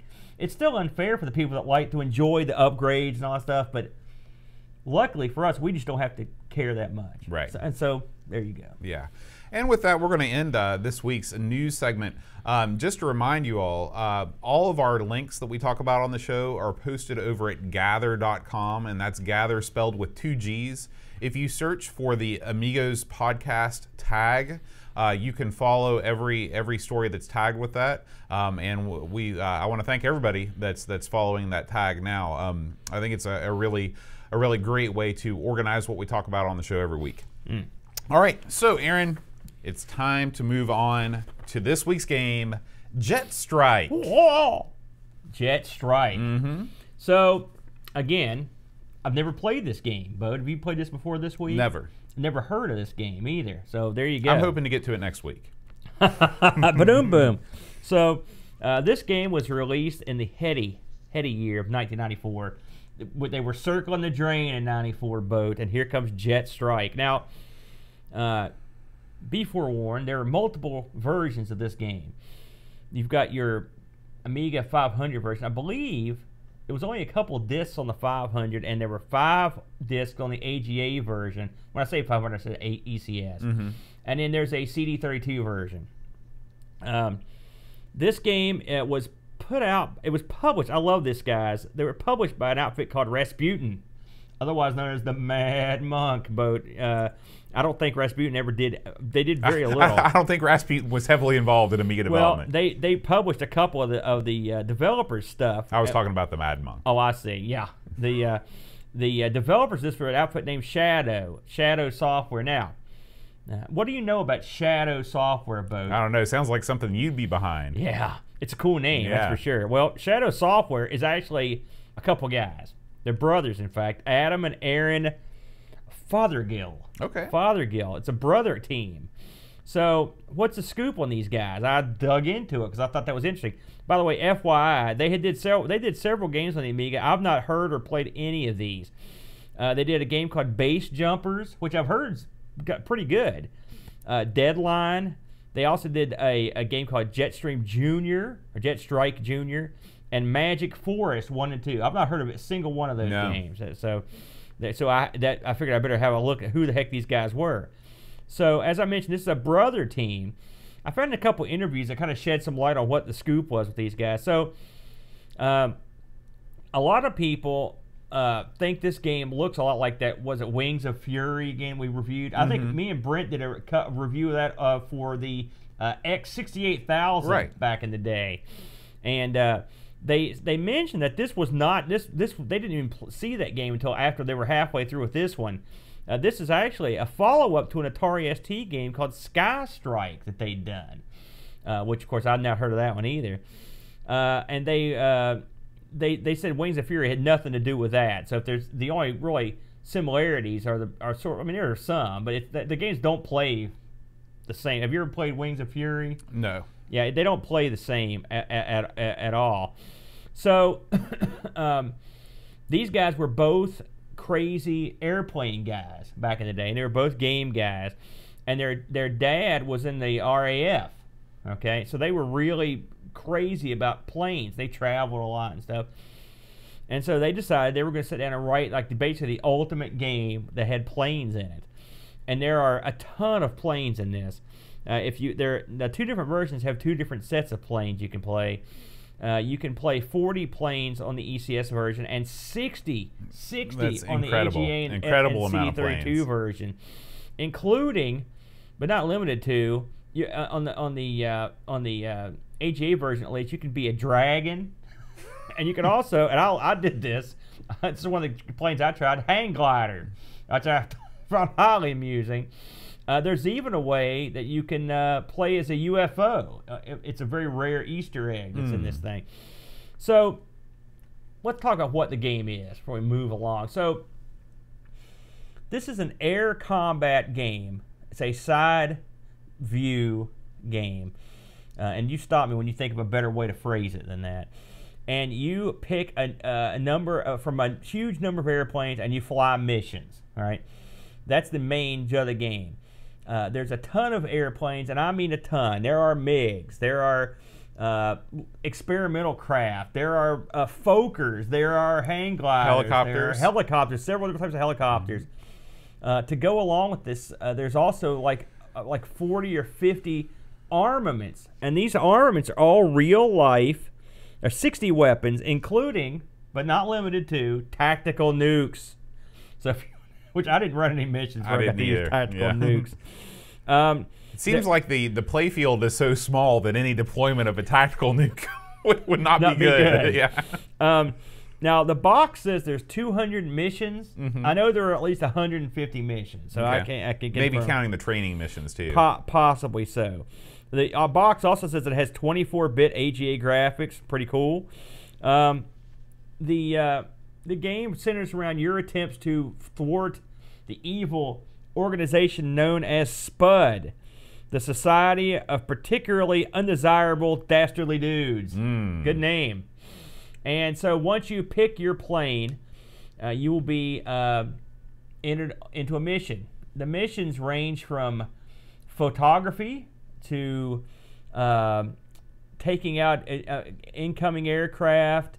There are missions different day and night. Missions. There's fog. There's picking up people. There's dropping off people. There's all kinds of crazy missions. Since you fly in this sideways view, I'm trying to think what you could really equate this game to. I mean, like I said, it does remind me of Wings of Fury to a certain degree, the view of it. But some of it reminds me a little bit of like a choplifter. Right. There's an element where you're of a rescue in some of the missions. I think choplifter that was the game that I was comparing it to in my mind. Especially when you're playing a helicopter, it's a little more like choplifter. When you complete your mission, you can complete a mission and die, which thank God for that, because I'd never have gotten anywhere if it wasn't for that, because at some point you had to try to land these suckers. And then once you complete the mission, you move on to the next mission. Now, having played, I tried all 3 versions of this, believe it or not, just to see what would happen. The major differences I found were, like, for example, you know, the screen is a loading screen right before you actually play. It's got these 2 old guys over a control panel. It doesn't look as good on the ECS version. The guys look bizarre. Their eyes look really weird. And of course, the graphics are spiced better. The colors are spiced better on the bigger version. I also tried playing this on the GoTech, and that's a pain with that many discs. I will say I didn't last too long playing the AGA version of this. For once, the CD32 version has something that is almost mandatory in this series, which is the wackiest soundtrack of all time. Did you listen to the soundtrack? You know, I played this game a bunch, and maybe is the AGA version different than the CD32 version? The CD32 version has CD digital sound. Okay, I don't recall that. Okay. So it's got 2 hits. These 2 hits are gold. And they wrote these and sang them, the brothers. One is called Drop the Bomb. All I can say is you need to hear this song, Drop the Bomb. The other one was Fast Jet Fever, which is, it's a complete ripoff of Danger Zone. It's and the funny thing about it is the lyrics are so dopey, and they knew that when they made it. That's part of the charm. These songs alone, plus the few others are enough for me to recommend the game. They're great. They're so unbelievably dopey and hokey. Plus the fact that these guys sang their own tunes. That's amazing. I love that. Little trivia about the game. There are a zillion planes in it, right? These guys basically hand drew each frame for each plane in the game. So every plane in this, they hand drew all the different movements. It's like a ton of them. I saw a picture that had them all outlined. It was a lot. So this was no quickie. This took them forever to do, and they did a good job. So let's talk about the actual game itself in terms of how it plays. Well, how did you think it played? I thought this game played great. Oh, okay. I have a feeling, going from your comments and the comments on the Discord, that I'm going against the grain here, but the people that can't play this game have not read the manual. That is my feeling Well, because I read the manual. I'm going to challenge that theory. And I was immediately able to do everything that I needed to do. Okay. Now, what the hang-ups came from my brain not adjusting to the directional controls on the plane, the height controls, because the biggest problem with this game. Okay, first of all, let me explain what the controls are. So you press right to take off, which is weird because that's like the opposite of the direction that you're going in, but that's okay. So then when you're facing left, down points your nose up and up points your nose down, okay? If you press down, you'll eventually get to the point where you're facing straight up and then your plane will turn and you'll go the other way. I believe that Choplifter is the same sort of deal. Now, the hang-up occurs is now that you're facing right and you're traveling in the opposite direction, your height controls are reversed. So now down moves you down and up points your nose up. That is the biggest fault of this game. And it's not really the game's fault, it's my own fault for not being able to like encapsulate that within my brain. Too dumb. Right, I'm too dumb. Lots of people think landing is difficult in this game. Landing is not difficult in this game. If you read the directions, you can see that if you approach the runway and you hold down the button, the plane will land itself 100% perfectly every time. Well, see, my problem wasn't the landing per se on the runway. It was the violent, painful landing when I careened into the earth. Again, yeah. You know, you can approach the runway from any height, from any distance, and if you hold down the button, the plane will land itself. So most of the people's problems with this game, I am convinced, is that if you're having trouble with landing, it's because you didn't read that in the directions. I had trouble with landing, and I had the book. Well, I have many books that I haven't read. My controls are totally different. I changed the control. That was probably also part of your problem. Well, I mean, it's in the options. You Sure. can go there and change the control. So I turned on the, of course, I have the CD32 pad, which I turned that on. And I also played this on the Amiga and on my PC. The company's version of this works. It's one of the ones they've got the new versions out. By the way, I strongly recommend if you've got a PC that the company has really excelled themselves with their new, EXE. Self-extracting EXEs. Yeah, they're great, and they've fixed a lot of stuff we didn't like about them before. The saving configurations and stuff, they're a lot better. I mean, those guys really, they came through, especially from an outfit that was probably going to be gone.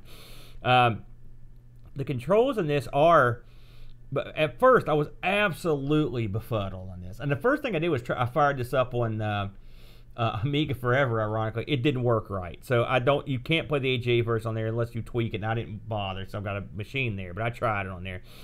The controls on this, the way I did it was I used the numbers 1 to 10 for my speed, thrust, or whatever. Is that what you did? That's no. Okay, I used those. I used the keyboard and the stick in conjunction with each other. And that was my easiest way to go. So you had the stick on the table in front of you, and then you got the other hand on the... I had a pad in front of me with the, and I would just flip down and slow down or whatever. That seems like a nightmare. Well, I mean, that's just one of the control options. Some of this parts of this game I think are interesting. The varied missions are cool, and we'll get to the Air Olympics thing here in a minute. But just the combat missions themselves, there's a lot of options in there in terms of what they throw at you, and you can tell they put a lot of thought into it. And this is one of those games that I strongly would suspect that you would get better at if you played it a lot. I played it as much as I could, but I was never what I would call great. I could get how many missions in did you go before you? Oh, I don't know. I did quite a few. I think I could get to like the 8th or so. Once you hit the 5th mission, I believe it is the difficulty ramps way up, way up. Something else is when you, like, for example, if you're coming in and you've got bogeys or targets coming in at you, they come in fast. They come in from different angles. Yeah. A target will appear on the screen to allow you to know where they're coming from, but they're tough. I will say that is the part of the game that felt the most unfair to me, is the speed at which the other targets come in at you. This is one game where I will agree with Boat in this rare instance. You've got to, at the bare minimum, pick you up some sort of keyboard control booklet or something, because for starters, I would try this game out. Normally, what do? dirty, rotten, stinking, filthy pirate. Get the game, throw it in, play it. No docks. Screw docks. You get in the plane and you go up and you can't shoot. You can't do anything. You're just like an idiot. Well, you gotta pull your landing gear up. All right. Well, that seems obvious, but if you don't think about it, you're boned. Right, and it's not L like you might think. It's U. It's for undercarriage. And then once you do that, you have to anticipate bogeys in this game because your plane can get damaged and destroyed like that. I mean, and even the brothers mentioned that this game was not for the faint of heart. They mentioned that they put an easy glide through mission, a couple like learn to do it missions, and then the rest of it's like we hate you style missions. They so it's difficult. And for a game that's got an arcadey sort of feel for it, this is something that falls between an arcade flying game and a simulation. I mean, it really is. What other game that this reminded me of is that biplane duel game. Do you remember playing that in Amiga-thon? I do. I found this easier to control than that. But it's a similar kind of side view plane thing. But I like the variants. Like I said, there's a lot to like here. When you start the game, you have all these planes at your disposal. And then the gimmick is, as you go through the game, you have limited numbers of most of these. And so you can eventually, if certain planes are more efficient at certain missions, then you would pick that plane, and then the gimmick is eventually you'd run out of that plane. So you better hope that there are no missions coming up where this plane would be the one that you'd want to take. Sometimes you need a quick fighter, sometimes you need something larger with more armaments. Sometimes you need something, sometimes you need a helicopter or whatnot. I did say I played the helicopter a lot. That one I found easiest to control, and it was certainly easiest to land. It worked well in some missions, so that was the one I chose the most. The game also moves fast, like Boat mentioned when we were talking about the tactical nukes. There's not the playfield seems immense, but it's not. And especially in a very quick jet, you can get across this is almost like a Defender playfield. There's like you've got sort of the same kind of radar screen you do in Defender at the bottom, and it sort of shows you where you're at and the world doesn't wrap. I mean, you basically get the end. It does. The world does wrap. The world doesn't. My point is when you go off the side, you don't want to. You're all the way back to the beginning. It's weird. It's weird for me to come to grips with that in a game like this. It doesn't make any sense. The world wraps around like Defender style. Yeah. But that's weird. It's just not Defender. Why is it weird in this and not in Defender?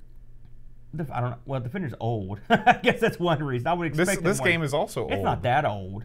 It doesn't make any sense because the enemy technically is right near you. I guess is what I'm saying. If you go out the other way, it's confusing. That was one of the things that I thought was weird. Another thing that's weird is the way. And for guys that are really into airplanes, these airplanes don't turn or move like a real airplane, right? I mean, you can take off like this. You punch the gas, just go, whoop, and you can do turns. Yeah.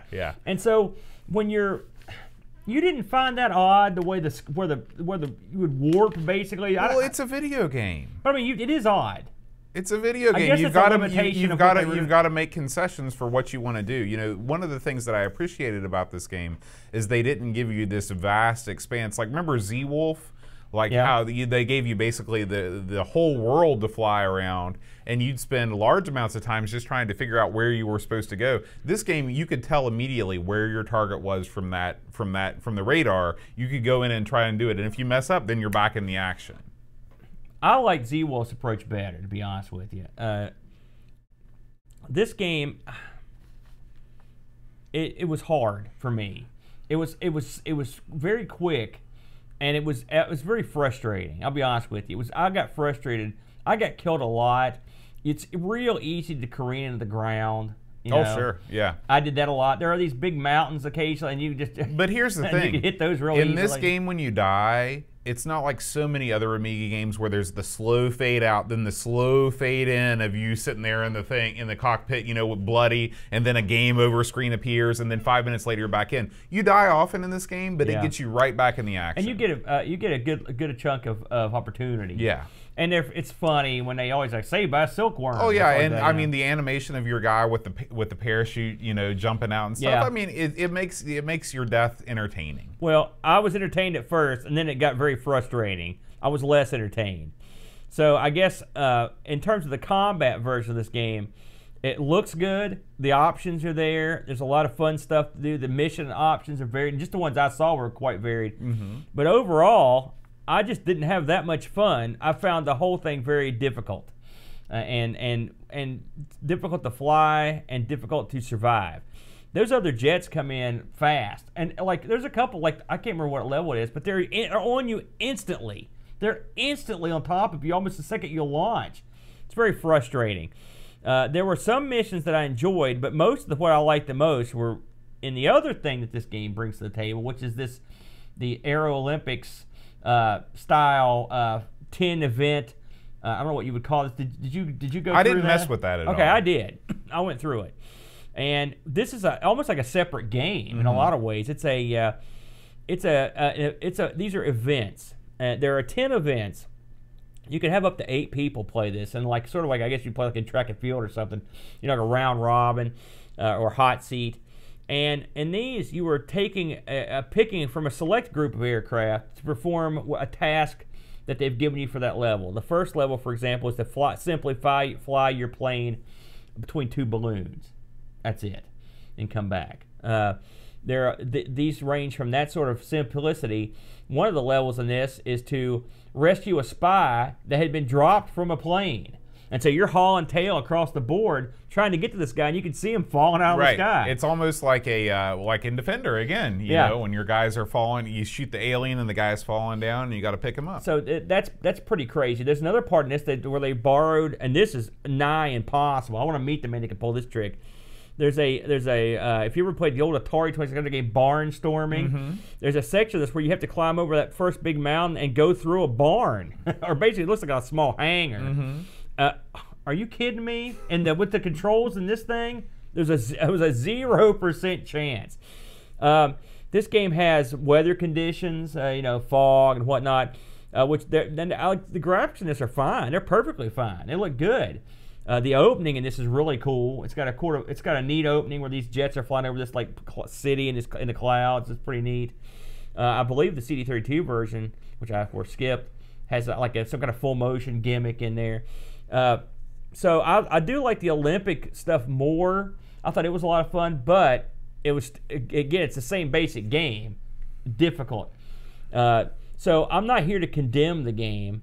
I'm just saying it would take more time than I would probably lend to a game like this to master the controls. I think that's fair. I mean,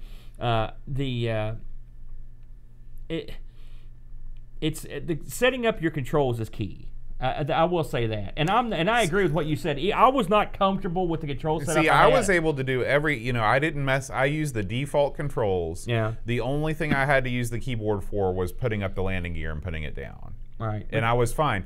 Like I said, this game came out in '94. Okay, so first of all, kudos to people that were still putting out Amiga games in '94. Yeah.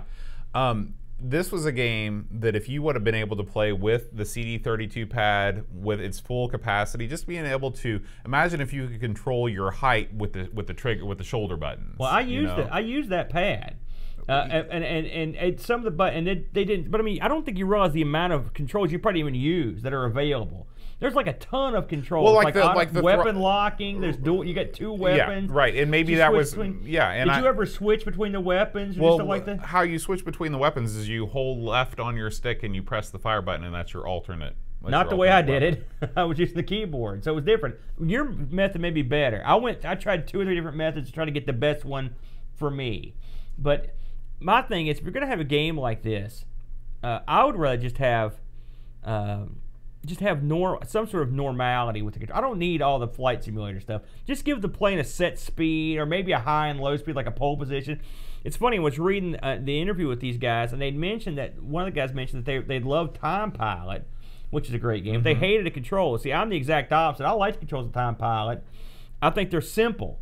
Keep it simple. This is not, I mean, if you're going to make a flight simulator, do it. But don't make, I mean, even Choplifter was not complicated. It's arguably the same sort of control, vehicle you're controlling.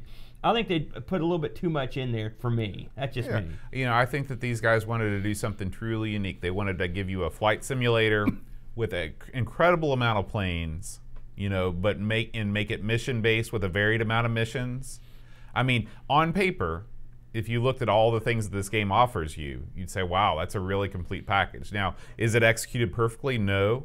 But, you know, I had fun with it. And, you know, to me, this is more fun than a game like Time Pilot just because of the variety of things to do. Not me. I'll take Time Pilot any day of the week over this. Like I said, if we're gonna have an arcade game, let's have one. I don't like this hybrid. Well, we're not having an arcade game. Even Wings. I mean, which is arguably this in terms of flight simulator arcade thing. Is simple. It's simple. Well, yeah. You know, I mean, it's dead simple. You know, that's good about. That's what I like about it. So, this is just a little, you know, if you want complexity, this is not the game for you. I guess that's the long and short of it. If you want complexity, this is the game for you. Sorry, I said that wrong. I looked at some reviews for this, and clearly I'm in a minority because the reviews for this are quite good, Boatster. This, for starters, this was ranked the 28th best game of all time by Amiga Power in 1996. That's pretty good. That's a lot of games. The Lemon guys give the ECS version of this an 8.08, and they give the CD32 AGA version 8.56. Also very good scores. And we're looking over the scores here. The ECS version generally receives scores between the middle 70s almost up to 90, and the AGA version of this got scores in the upper 70s all the way to 91. So they were both in that C+, B- range. Which, I mean, I'm not going to kill the game. It's got a lot going for it. I just wish I was better at it, and that frustrates me and stuff like this. I think locked in here, if I can figure out the key, is an interesting game, especially with the amount of work and what got in it. eBay wise, before you get to eBay, let's do our Discord reviews just to continue our review theme. So it was sort of a wide swath this week. Yeah, I was wondering what they were going to say. Yeah, Chris Folds says, is it a shooter or is it a flight sim? It's neither, and neither is worth playing. There you go. A detail freak's dream of planes mission types does not counteract the three main issues. The controls are horrible, combat is dull and sparse, and the most important factor in any game is missing. It's just not fun. 3 out of 10. So Folds, not a fan. Not a fan of this one. He hated it more than I did. Graham Vebke says, a wacky flight simulator where you have a vast selection of planes and perform various missions. I wouldn't call this game a true shooter. You do shoot, but it's very sparse and the controls are its biggest hurdle. 6 out of 10. Pixels at Dawn says, actually closer to a side-on flight sim, but gets extra points for not having to be a qualified pilot to actually land the plane. Lots of planes and some really interesting missions, although for preference, I would ditch the combat altogether. 7 out of 10. I think that's fair. I could do without the combat in this Ditching game. the combat? What? Why would you do that? It's a game where you're a combat fighter. Have you ever played Pilot Wings? Yeah. There's a lot of fun to be had flying a plane around without blowing stuff up. But you're not fighting. These are fighter jets. If you don't have the combat, I don't see the appeal. Okay. Pilot Wings is a fantasy game. This is reality, man. Okay. Matthew Perron says, played a couple of games, and the game is really interesting with a great variety of planes to choose from. I crashed into the runway, and the game congratulated me for it. Yes, 6 out of 10, but I want to know more.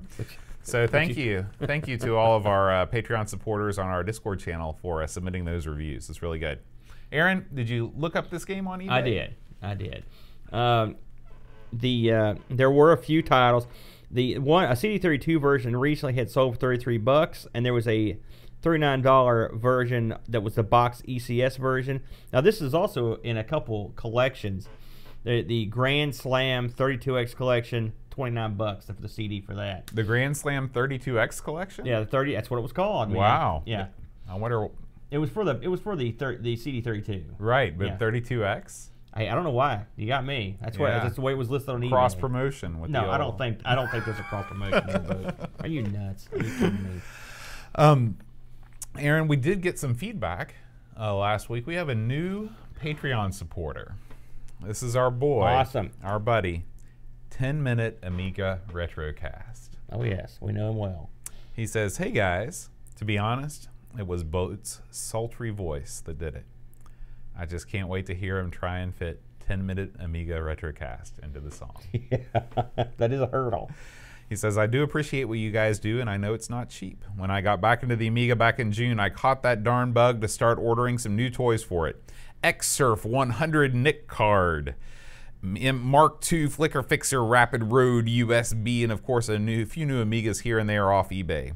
What really killed me is when I decided to get another VIC-20, which turned into 2 VIC-20s, and then a C64, and then a Plus4, and then 2 C128s, and 3 disk drives, then an SS64.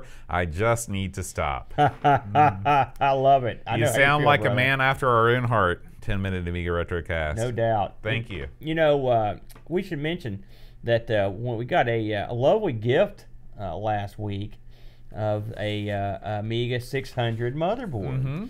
I think that came in. Was it Arizona? That was Adam from New Mexico. New Mexico, my bad. You know me, I can't help myself. And despite the fact that I told myself I wouldn't fool with it right away, I went home that night and fooled with it right away. And of course, it was a dirty mess. And I went in and just washed that sucker down, old school, the way you do it. And FYI, for the record, I've watched a lot of videos on people going back and forth about how to clean a PCB. Let me tell you something. I worked in a place that made PCBs. Every single one of them goes through a washer. All right, so anyone that worries that they're going to get it wet, now there are components you don't want to get wet. For example, batteries, speakers, that sort of thing. Every one of these things goes through a washer. They have to because they go through a wave solder machine that solders all the components on, and it leaves wads and wads of flux all over the machine. They have to go through a washer. So if anyone's out there wondering, you can wash them. But anyway, once I cleaned it up, I plugged it in and reseated some chips, and it fired right up. Worked like a champ. Now I've had some trouble getting any memory expansions to work on the belly slot, but it looks like a working board. And I've actually played a couple games in it, and it works. So we thank you very much, sir. Yeah, thank you very much, Adam. I will continue my efforts on that. But yes, it can get expensive too, because I've already been jonesing for some sort of super duper Amiga 600 gimmick to stick on it. So I'm trying to talk myself out of it. And finally, it's been a while since I've asked for your iTunes reviews. So if you enjoy the show and have not yet reviewed us on iTunes, even if you don't listen on iTunes, please write us a quick review. You know, iTunes reviews go into a lot of aggregates, even for other podcatchers, to determine what things pop up on search results, etc. And your reviews really help us a lot. Aaron, last week, the Patreon Song Challenge. You know, I thought that Pixels was the only winner. I was wrong. I went back and checked after he heard about this, yes. Matthew Perron. Perron. I'm a crappy Weird Al song that's not a parody. Oh my God. Is that Matthew Perron. Little bonus? Yeah, that's a little bonus. Nobody puts Matthew Perron in the corner boat, and that's what you did, so you're making up for it with that little ditty, I guess.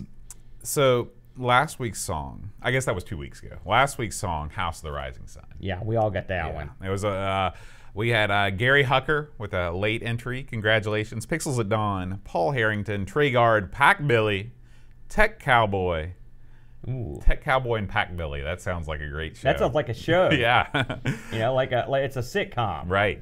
Matthew Perron again, Terry Howard, Chris Folds, Jonas Rulo, Andrew Monks, Andy Craig, and Nilly, a longtime listener from Sweden. Ooh, yeah. I can only assume that he is the Swedish version of Nelly. How's that spelled? Nilly. I like it. Yeah.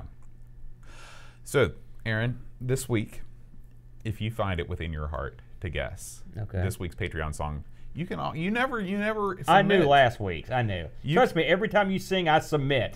I'm submitting right now. Please, God, no. You can send me an email at john@amigospodcast.com. Simply with the subject line "stop" would be preferred. So here we go, and this is with our new edition. 10-minute Amiga retrocast. Counting virtual sheep, Bernard Quinn, Retro Man Cave, Tim Drew Daniel, William Simon Rose, Joseph Harrison,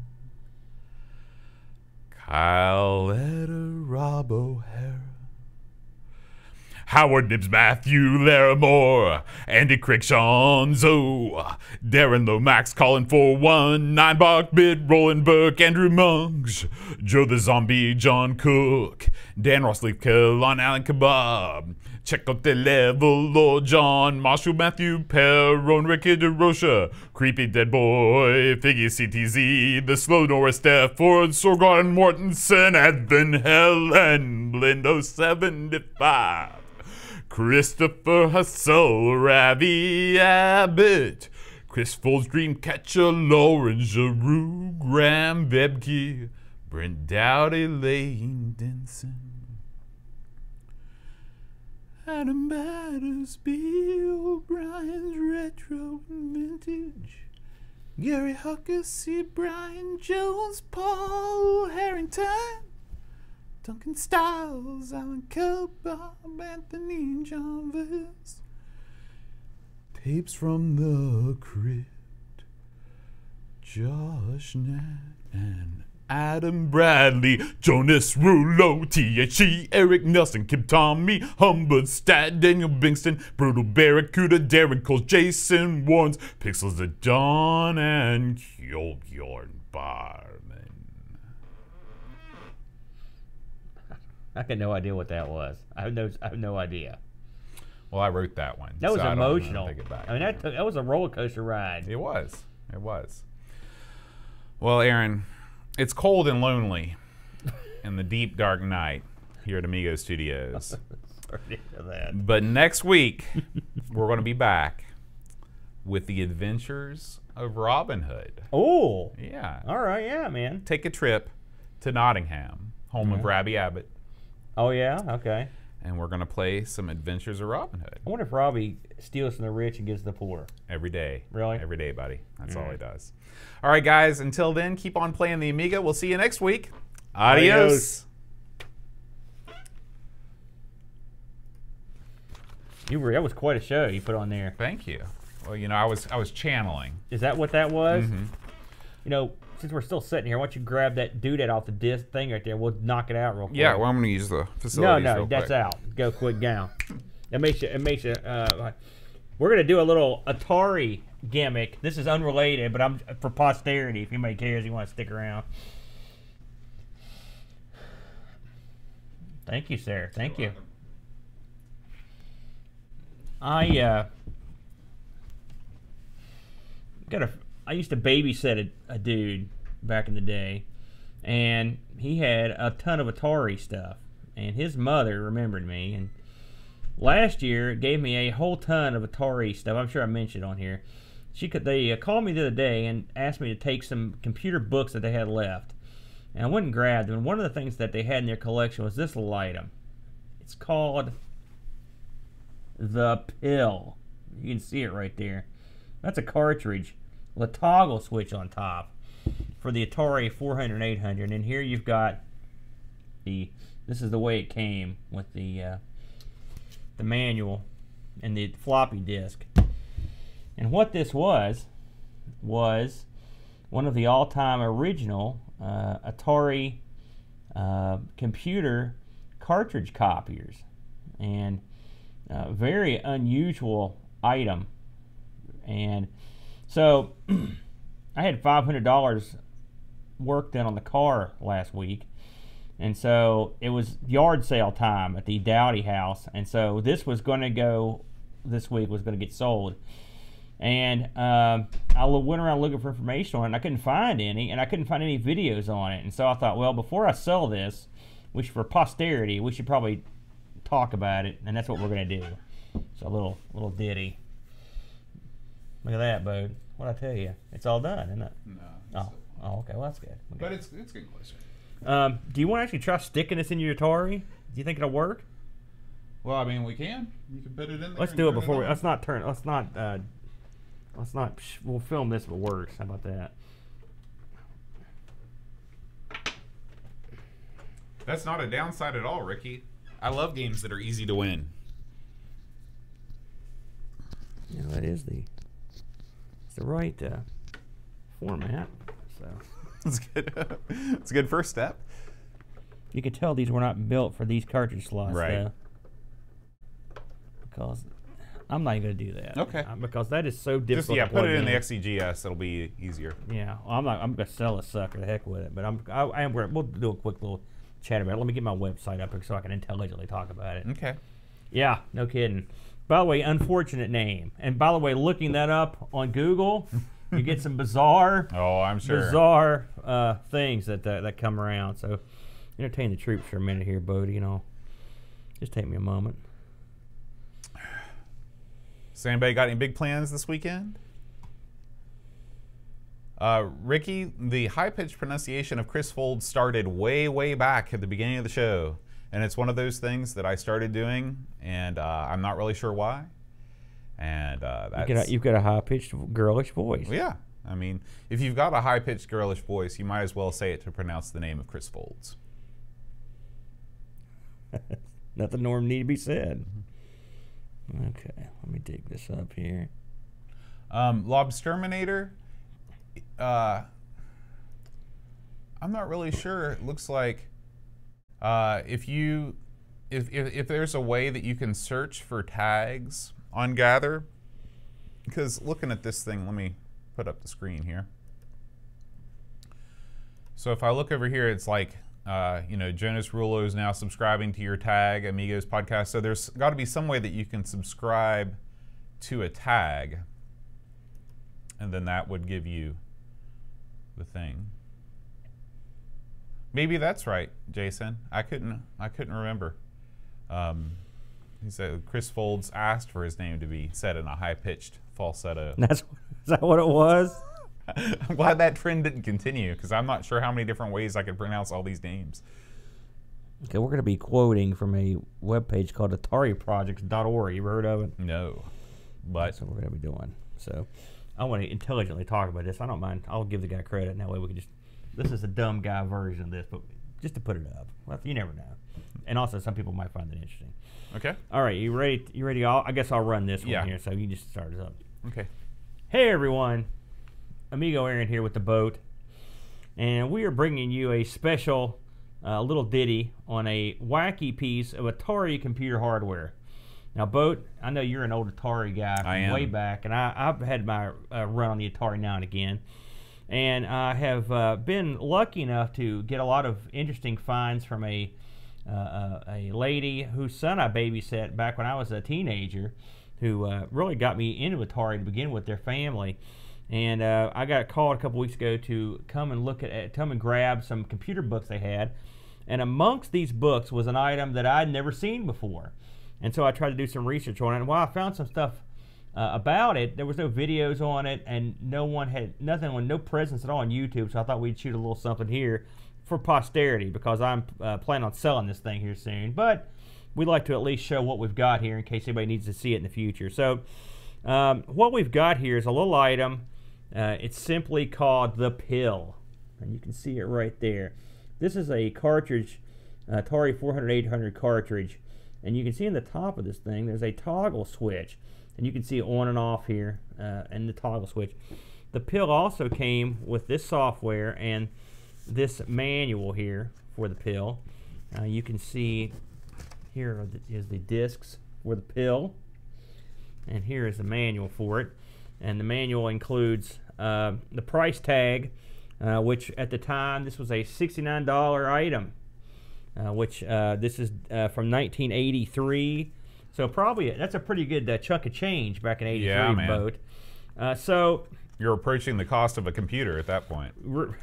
So, or certainly you're in the same ballpark as a disk drive or something. You're going near it. So, also included in this was an ad for the Pill. I'm going to read a little bit of this, Boat.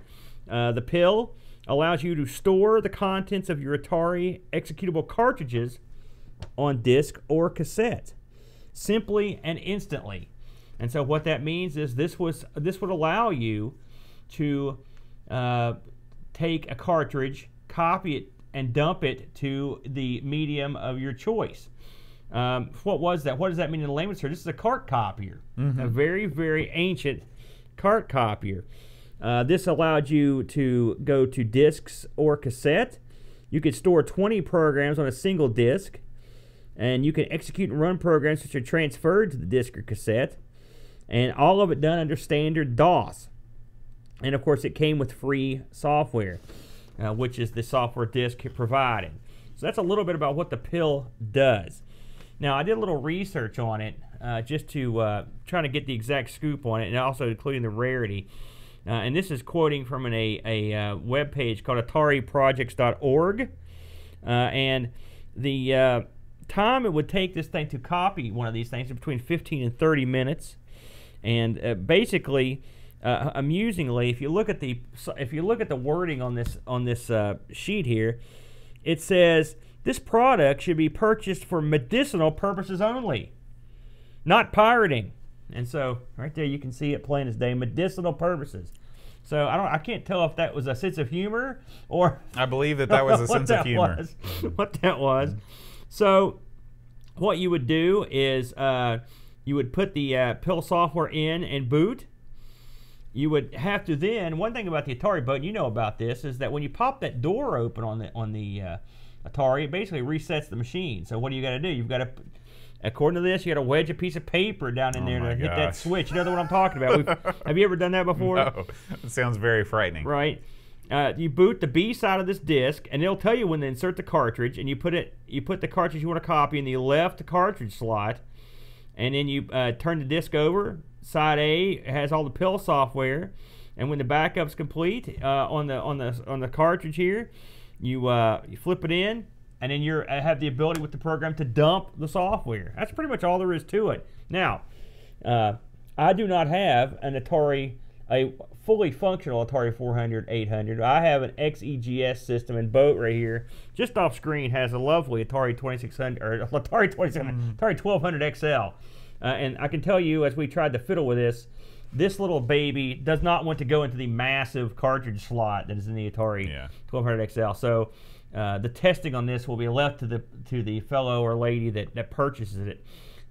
However, an unusual item and tiny, a horribly named item for these days. If you look this up on Google, you're going to find some interesting things that come up. But some wacky thing from the 80s. Thought it was worth mentioning. If you have any comments about this or have one yourself and have used it, feel free to leave a comment below, and I'm sure it'll be interesting to people that find this going forward in history. So that's pretty much all I've got. Bo, anything to add? Nope. All right. Have a good Atari day. Salute. There you go. Yeah, that's good. All right, guys. Have a good night. Have Thanks a good for coming. Atari day.